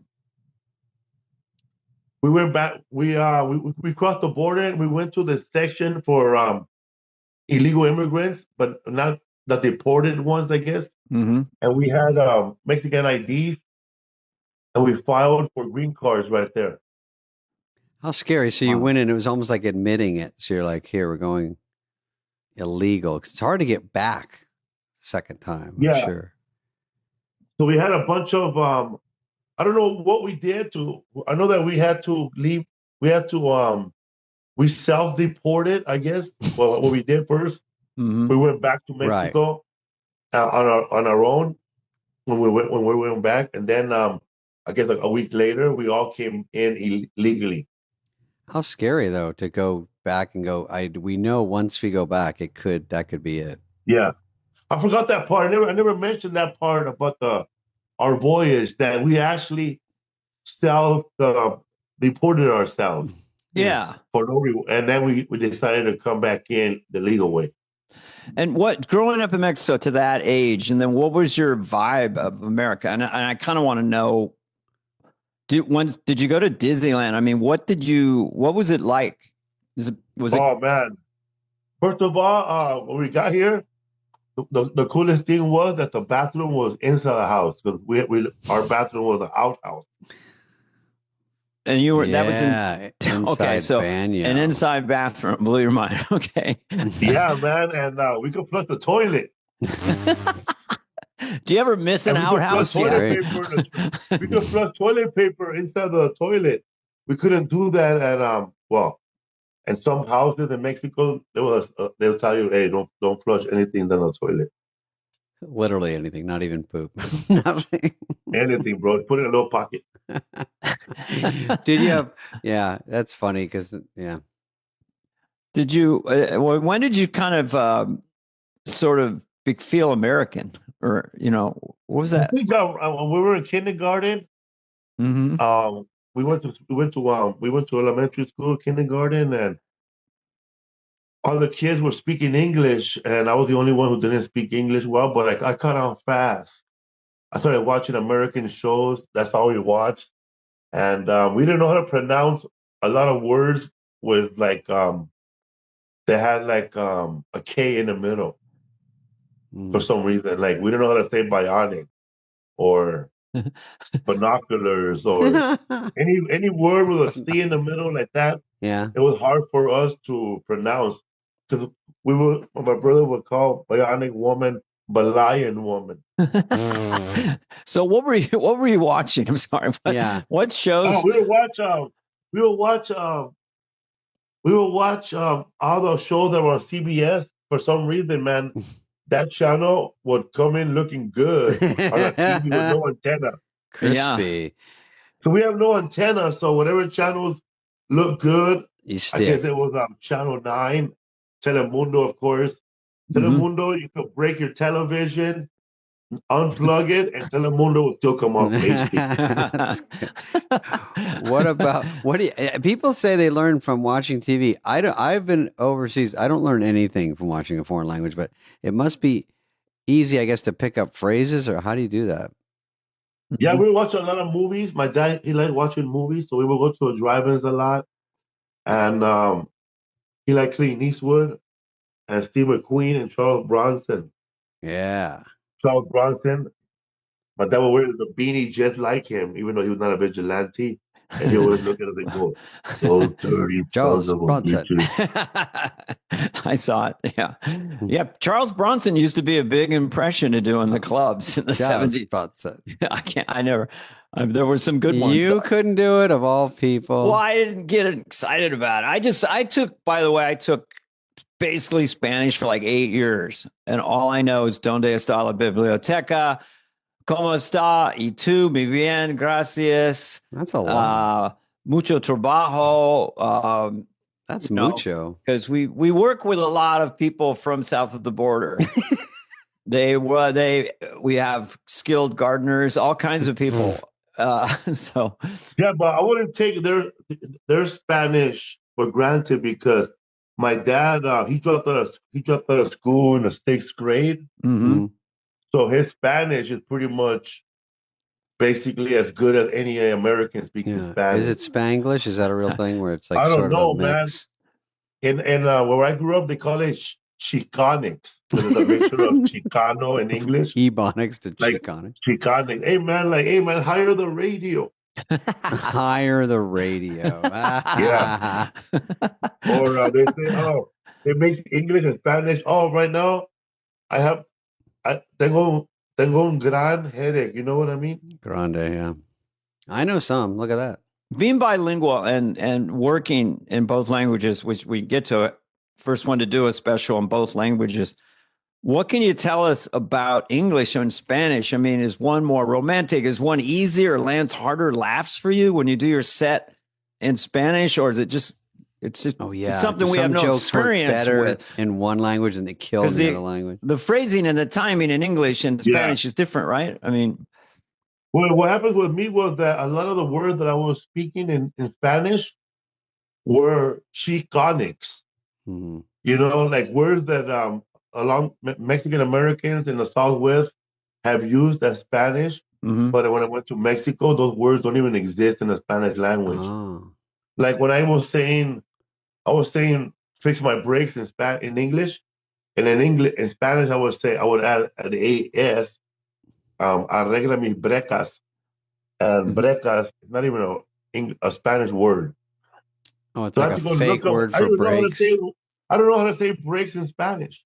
Yeah. Apparently, I was just saying because I know that white people they add an O after every English word when they can't know what to say, like your son is not doing his homework. You know? Yeah, I did that in Italy. Yeah, people do that.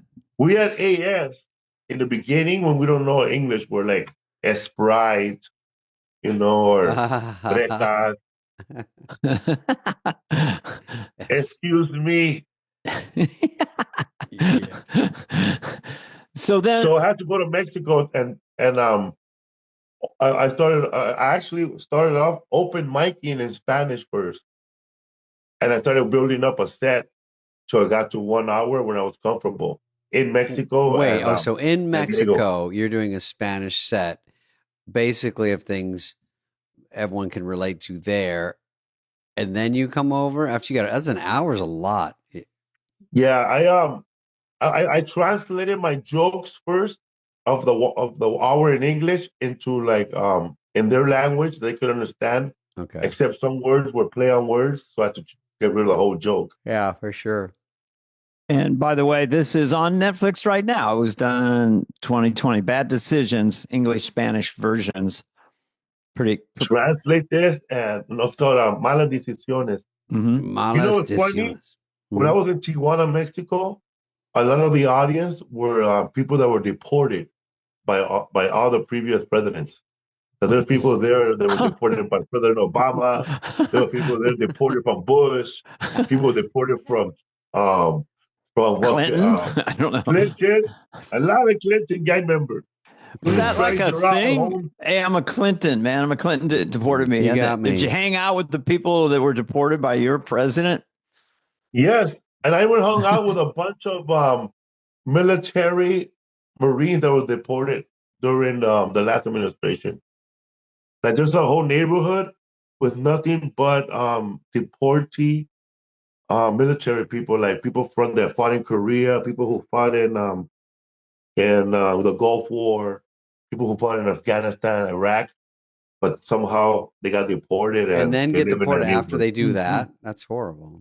Well, some of these guys have PTSD, so they never really fixed their papers. And some of them are not with it, but they were not born in America, but they were promised citizenship. Sure. And some of them didn't go file. I know there's one guy that I spoke to. He's 74. He got pulled over in Echo Park because there was a shooting in Echo Park, and he was coming out of the grocery store with a gallon of milk, and the police they pulled everybody to the side in that area, and they were checking everybody's IDs, and he didn't even know he had a deport on site on his ID, so he went straight to Mexico. He didn't call his family. Oh man, and he was 74. Yeah, 74, and he thinks he's done with all that, and then they just He deport didn't him. seem like the danger is still there. What's your advice for people in south of our border now with Trump in there? Stay away, come in, try to come legally. I mean, what do you? Oh man, if you're gonna be here in America illegally, first of all, don't hang around with no gang members. Don't hang around with anybody with a bald head, anybody with a low rider. Right. Go to work and come straight home. Mm. Straight home. Tell your kids too. Don't hang around with bad people. Just do your job and just live like a normal citizen. And if you're gonna be driving no driver license, man, I will stop at every red light and look both ways. Even the green ones. So just be boring, and be simple. Be boring, and they won't get deported. They won't deport you. Right. I mean, ideally, the idea is to get really horrible troublemakers out. Yeah. But yeah, I could see getting caught in a crossfire of just. Say again? I became a U.S. citizen in October. Really? Oh, good job. Wow. After all the specials and all the successes, still they held you out, you know?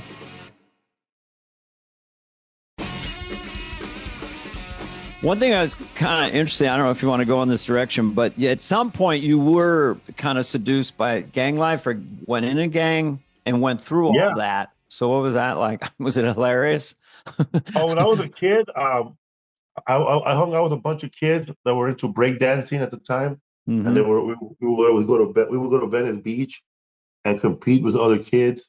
But I was never good at breakdancing, but I was good at shoplifting, you know. Mm-hmm. Me too. So I was like in charge of merch. So I was in charge of stealing all the white gloves for people, and I would sell them to them. I used to carry the cardboard in my breakdancing group. So after breakdancing died out, and then crack cocaine moved into our neighborhood, all my friends got into the same gang, except me. And then they were all like 16 years old, 17, and I avoided them forever. So I turned 19. I was 20 years old.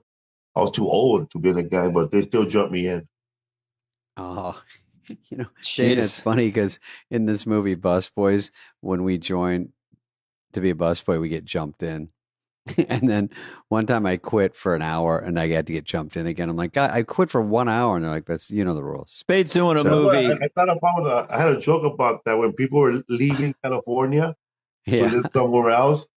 I said, you're leaving California, you should get jumped out first. Yeah, see, Dana, we know all the I don't know the lingo. His movie with Theo Vaughn is you guys flee to Mexico or something, right? No, we get stuck at the border on the way to Mexico. We try to go to Mexico. But we can't get across, so we work at a little restaurant on the border, America, and we want to be waiters, so we get job as busboys first to move up in 3 days, but it takes years because we're not any good. But yeah, everyone there is Spanish. I mean, most of the cast because we're right there. Should have had Felipe in that movie, man. We should have actually. I didn't even know about He's Felipe. too busy.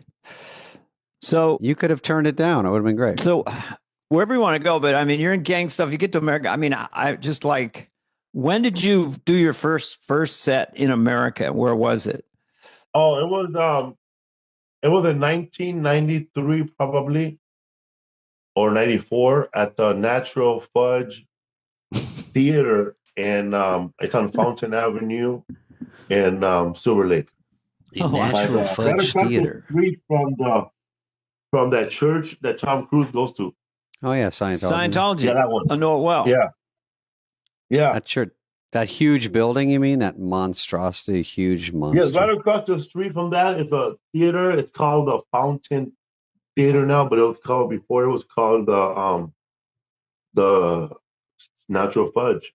It was a vegan studio. It was a vegan vegetarian coffee shop. I have no idea that it was vegan till after I left.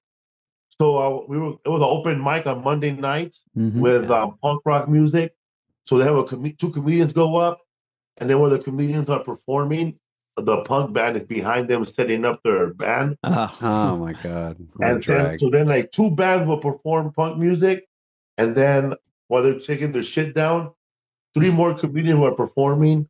Oh, for the punk audience, which is probably not the best. Yeah, it was a lot of punk, Hollywood Runaways, like kids. I think it was 18 and over. It seems like a rowdy Jamie crowd. Kennedy there. Jamie Kennedy, yeah. Great comment. I met Jamie Kennedy there, Alonzo Bowden, Brian Holtzman. Met a lot of people there. Do you remember that first set? Do you remember what line killed? Did you have a bit that worked, or were you humiliated, or what was it like? I had a line that killed, but it was I said that this is Romeo and Juliet if it was shot in my neighborhood. And then I pretended Romeo was like a crackhead, like I was shaking, with my elbows. I was acting like a crackhead, right. And I was biting my fingers, and I was looking at the floor like a crackhead does, taking rocks, the real. And then I would say, and I was yelling out, Julia, you fucking bitch! Where's my fucking pipe? That one sounds like it would get a big laugh in a rowdy club. It's high energy. Yeah, it got a laugh there from the people that were homeless, and and then the owner of the place, his name was Johnny Roberts. He had a local access show at Tuesdays at 10 p.m. on Channel 3 on some cable network. Yeah. It was just a free public access show, and I didn't know what public access was. I didn't have cable. He walked up to me and goes, "Kid, that was amazing. I want you to be in my show. We tape every Wednesday morning. It's a big comedy show." I thought I'd made it, right? I thought it was gonna be like one of those. Yeah.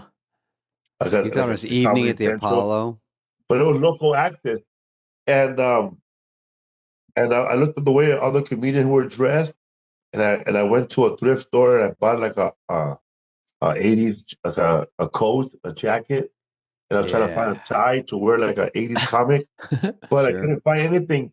And then the guy at the thrift store, he said, "I don't have a tie, but try this on." And I didn't know what it was. Then I remember somebody told me it's called I don't know what Bobo or Bolo tie. Yeah. Yeah, it was like a metal thing. Mm-hmm.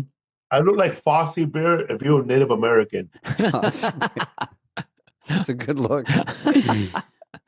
So, but that sounds like a big deal, though. You're on a TV show, so it's not a big deal. But in your head, it's a compliment. Like, hey, I did a set. They're asking me to come on this show. We all did that era. I mean, you should have a show called Loco Access. Loco Access, yeah. It's not bad. So I met these guys there, and then they told me to go to another place that does comedy on Saturday nights called Waldo's Comedy Station. And then that was right on Highland. Back then it was called a Hollywood Hotel. So we did comedy there, and then I finally made it to the Comedy Store. How much longer? Oh, to do audition for Mitzi? How'd that go? Yeah. The original room? Was it Mitzi back then? Yeah, it was 5 years later. I think it was like 90. Oh shit, or something. Mitzi's still there in her booth. This Comedy Store is huge. What happened? Comedy Store is huge, but not that many people are going to the Comedy Store back then.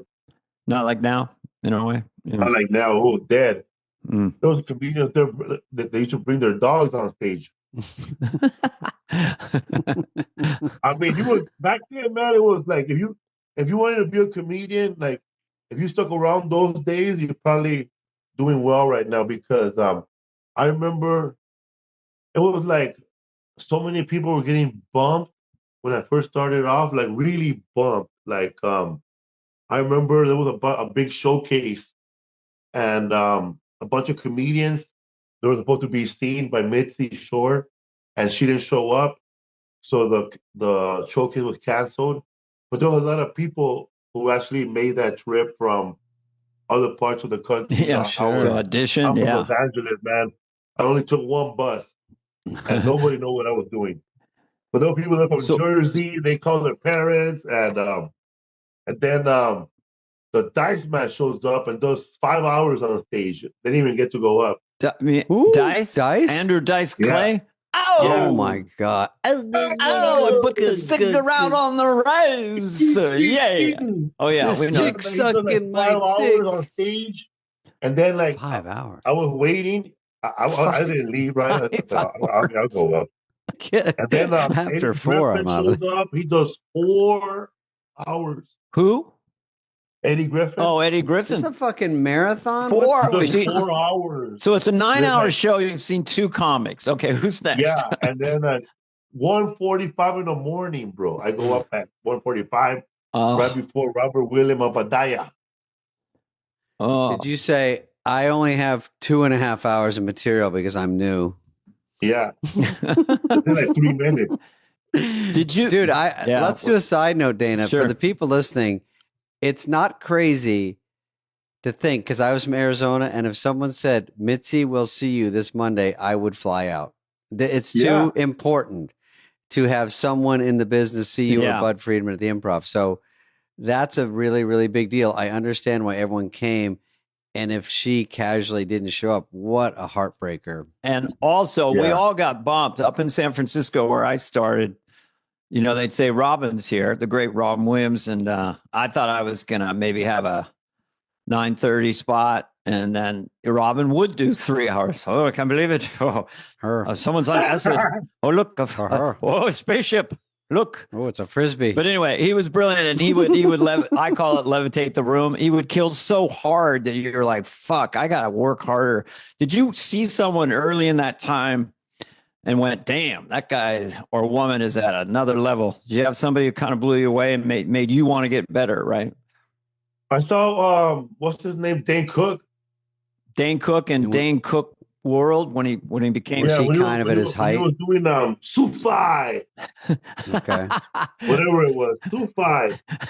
What was it? Okay. I don't know the bit, but it looks funny. I like it. He's flipping you off. He had a bit about, I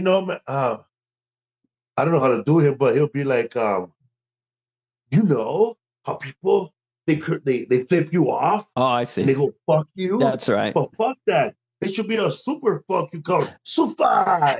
Oh yeah, he told us about this, Dana. Yeah, I think something like that, right? Yeah, he did that, and he would storm around the stage. He was super physical, hyper confident, really clear with his jokes, and he's that highly skilled to follow that. Yeah, and I remember people would have it tattooed. Women would have it tattooed on the back of their butt, like a stamp, the Sufi. Oh boy.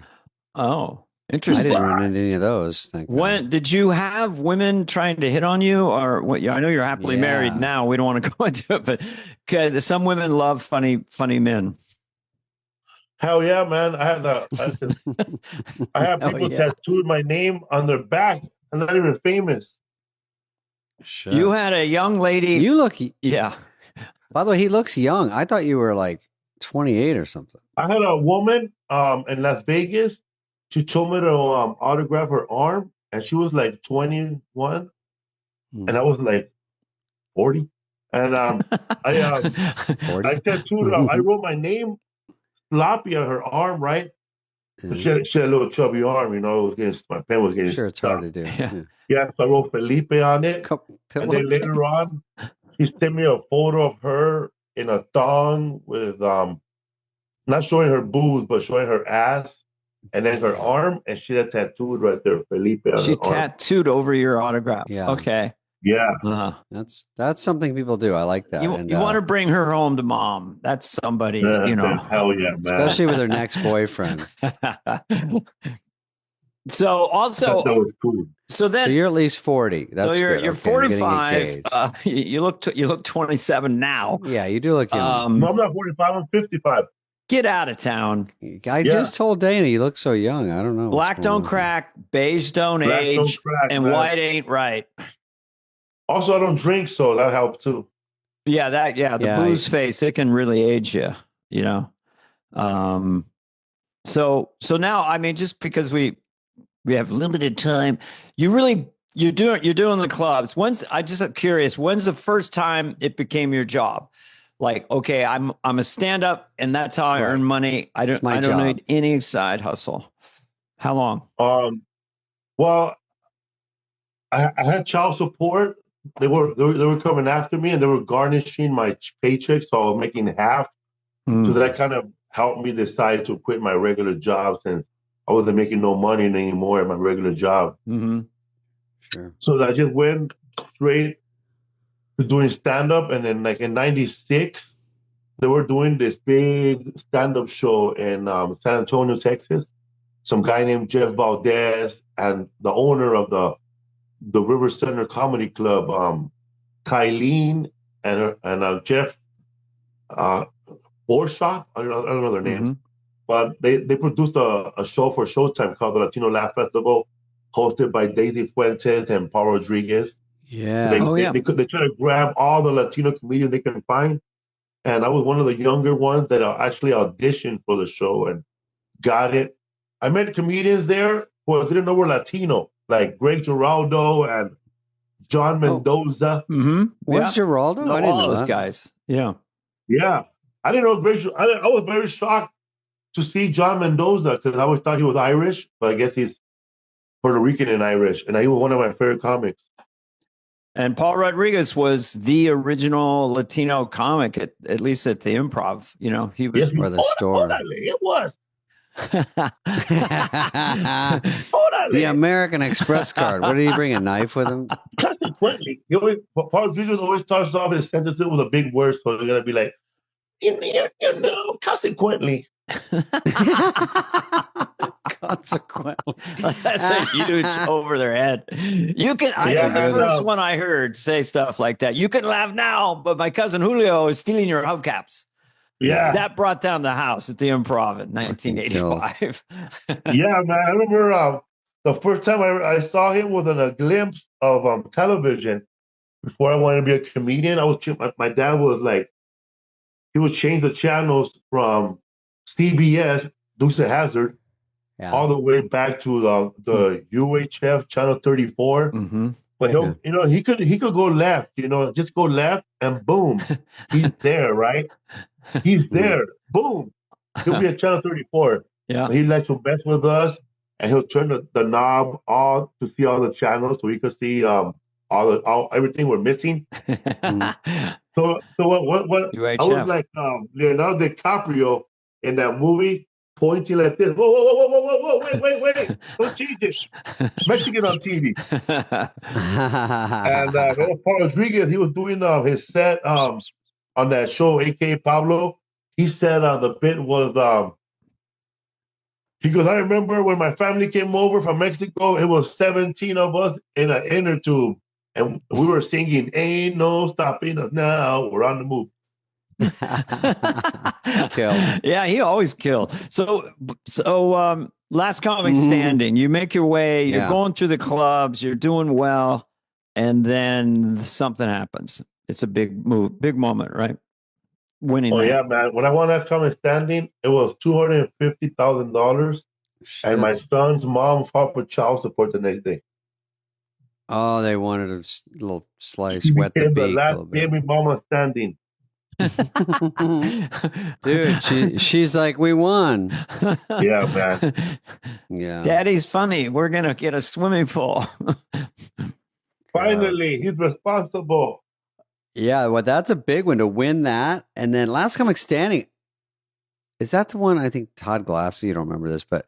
Yeah, man. Shout out to Peter Ingalls, the producer of the Last Comic Standing and Saved by the Bell. He passed away, I think, a week ago. Oh. Okay, well, get that shout out to him somehow. And also, so you get that. Now, what are you? Are you immediately a headliner or were you already a headliner? Yes. As soon as I win Last Comic Standing, we go on a 80-city tour all over America. Wow. Yeah, so. That's tough. We're hitting and you headline?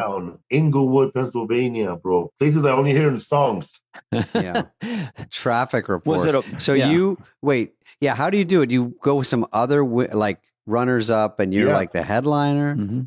Yeah, all the other people that were on the show. I think it was Mike DiStefano, Roy Woods Jr., Mike Kaplan, and the other guy who was second place, Tommy Johnigan. We all went on tour. We all were doing 20 minutes on stage for 80 cities on a tour bus. Was it a bus? Okay, a bus. Wow. Those guys are good too. Does anyone start getting too good on the trip? Like, or do they rotate you, or you always headline? Everybody. It was the order how we won. So I was always last. Shit, that's tough. Literally the last comic standing. Yep. Yeah. Did anyone kill before you? And as you're crossing onto the mic to close the show, they just kind of say to you, "Follow that, motherfucker." Did that ever happen? Yes. You know what? What was saving me from that was there was an intermission. Oh, okay. Yeah, you so got Mike lucky. DiStefano, he was murdering. He passed away also. God bless him. He had HIV, and on the show he had HIV also, and he was an ex-heroin addict, so he was all messed up. But he ended up. I thought he was my biggest competition because he was likable on stage, and his type of comedy is very popular now. So he was doing a lot of dark comedy back then. Yeah. That's kind of, it's like acceptable now. And he was likable. And I really thought he was going to win. But this guy was murdering, bro. Like when we did San Francisco, we did the Fillmore. I remember him saying, I knew there was a lot of gays in San Francisco, but goddamn, I tripped over a dick on the way in here. You know? And everybody's going crazy. Yeah. And he would say stuff like, oh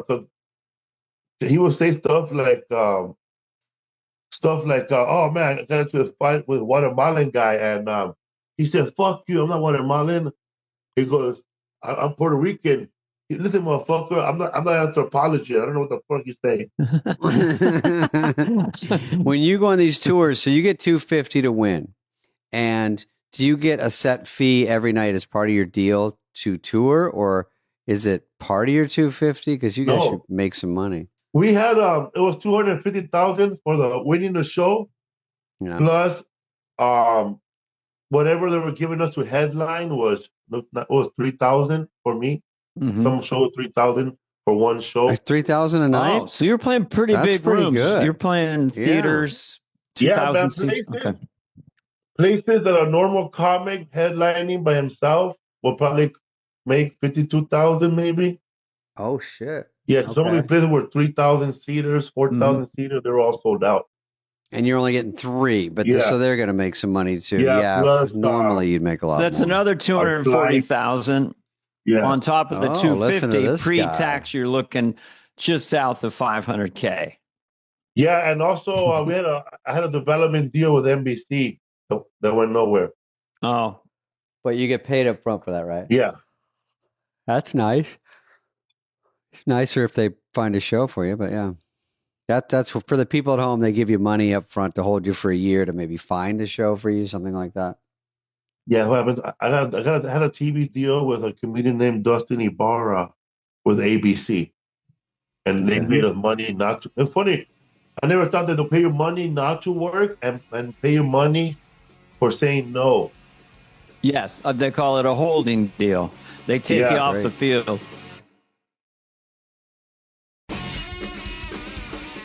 Now, by the way, a little birdie told me, a gentleman told me that you had a run-in with Eddie Murphy. What was that? What was that about? Oh man, I was on a set of You People, Jonah Hill movie. Jonah Hill, recent. Yeah. And Eddie Murphy, we're like in a stripper scene in Hollywood, a bunch of strippers. And man, one of those strippers in the movie was an actual stripper. She ended up giving somebody a laptop for $2,000 on a set when nobody was around. Horny ass bitch. Horny ass bitch. That's a special name. That's your next special. Yeah, man. So Eddie Murphy walks in and he looks right at me and he goes, "Man, you're a funny motherfucker, man." And I'm like, "Oh man, just shitting myself." And I forgot. I had one line in the movie and I forgot it when he told me that. So so he knew you. That's great. Yeah, cool, Eddie is. Yeah, he's cool. And then the next day, Jonah Hill comes up to me. "Hey man, wasn't that rad the way Eddie Murphy told you were funny in front of everybody?" Wasn't that rad?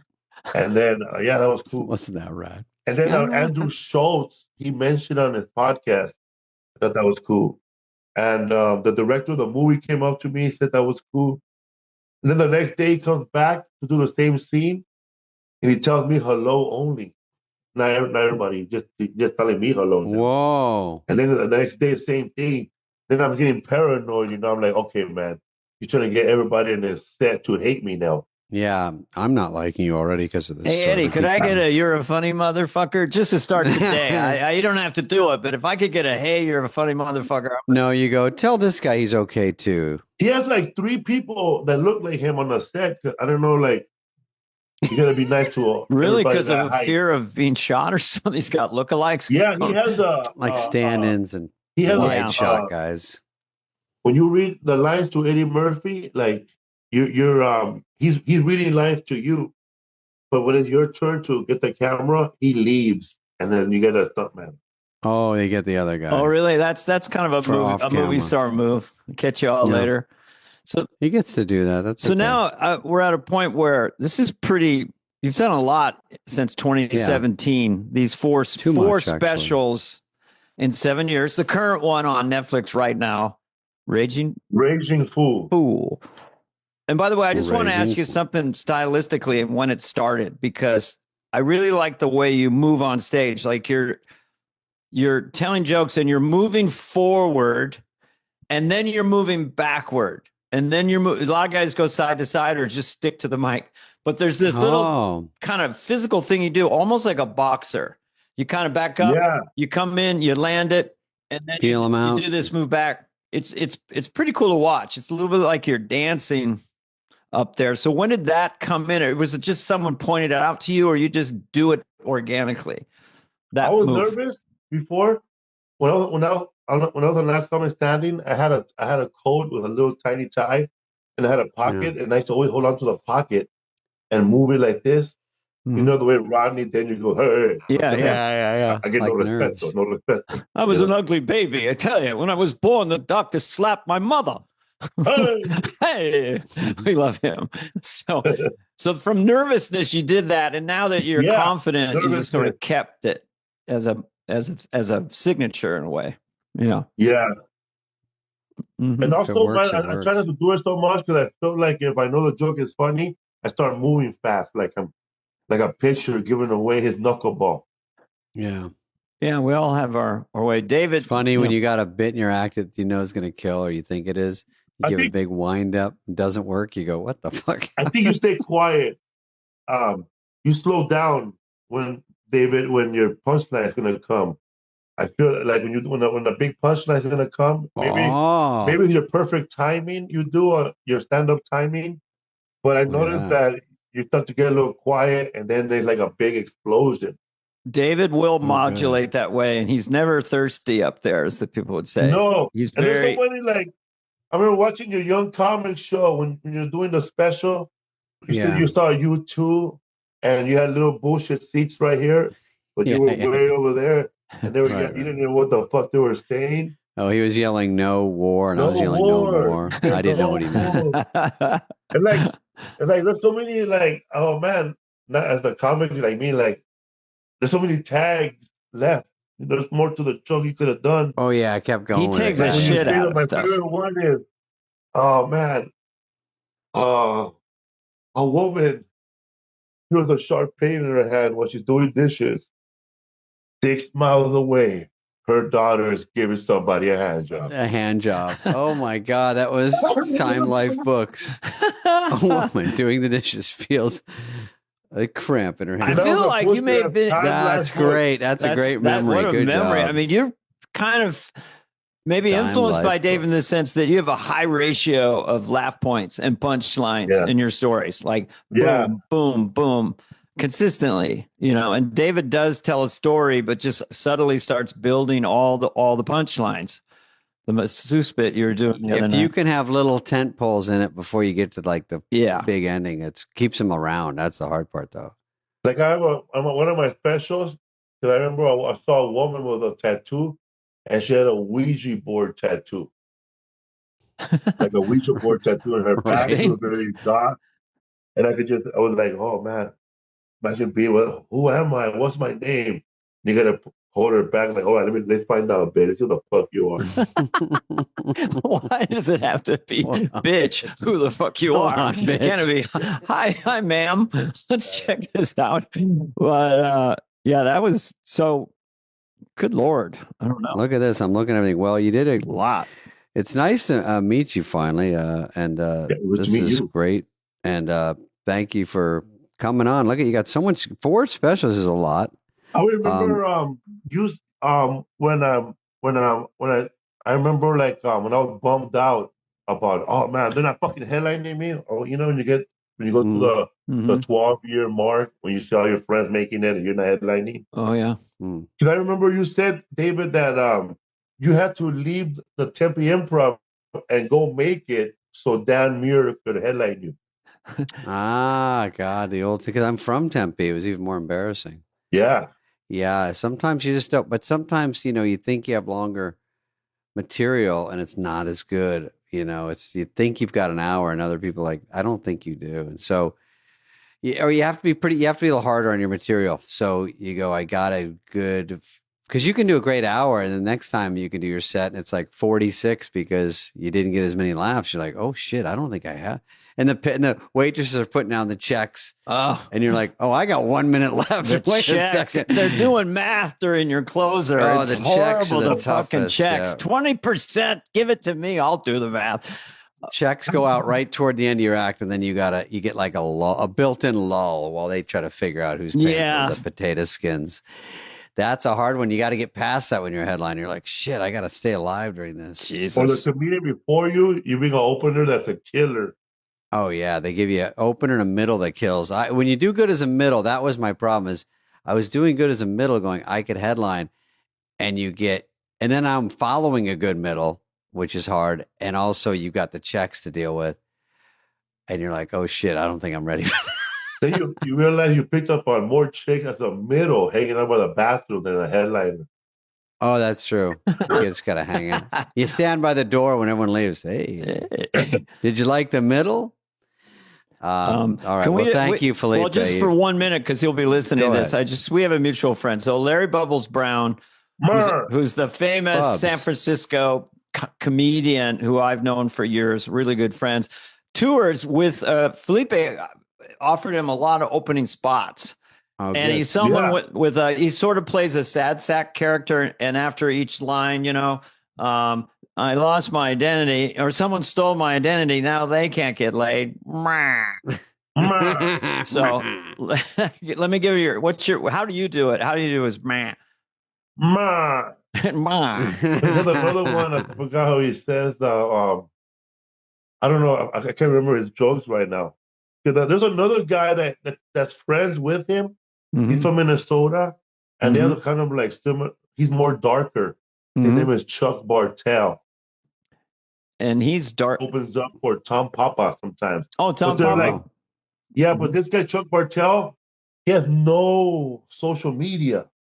Like, you can't even find him, but he has very dark humor. He has a joke where he says that, what did he say? I got kicked out of a Chinese restaurant I forgot my reading glasses. And I went to a Chinese restaurant. They kicked me out for squinting. ChuckBartel.com. Check him out. Yeah, find him. Murr. So anyway, I feel about Murr. I took him with me to. I took me with me to open up in Hawaii at the Blue Note, and the whole time we were there, he had a hernia. Well, he still has the hernia. He's afraid to get surgery, right? But I'll be with a hooker anytime, Murr. I got a hernia. All right. Thanks, Felipe. Thanks for having me. This has been a presentation of Odyssey. Please follow, subscribe, leave a like, a review, all the stuff. Smash that button, whatever it is, wherever you get your podcasts. Fly on the Wall is executive produced by Dana Carvey and David Spade, Jenna Weiss-Berman of Odyssey, and Heather Santoro. The show's lead producer is Greg Holtzman.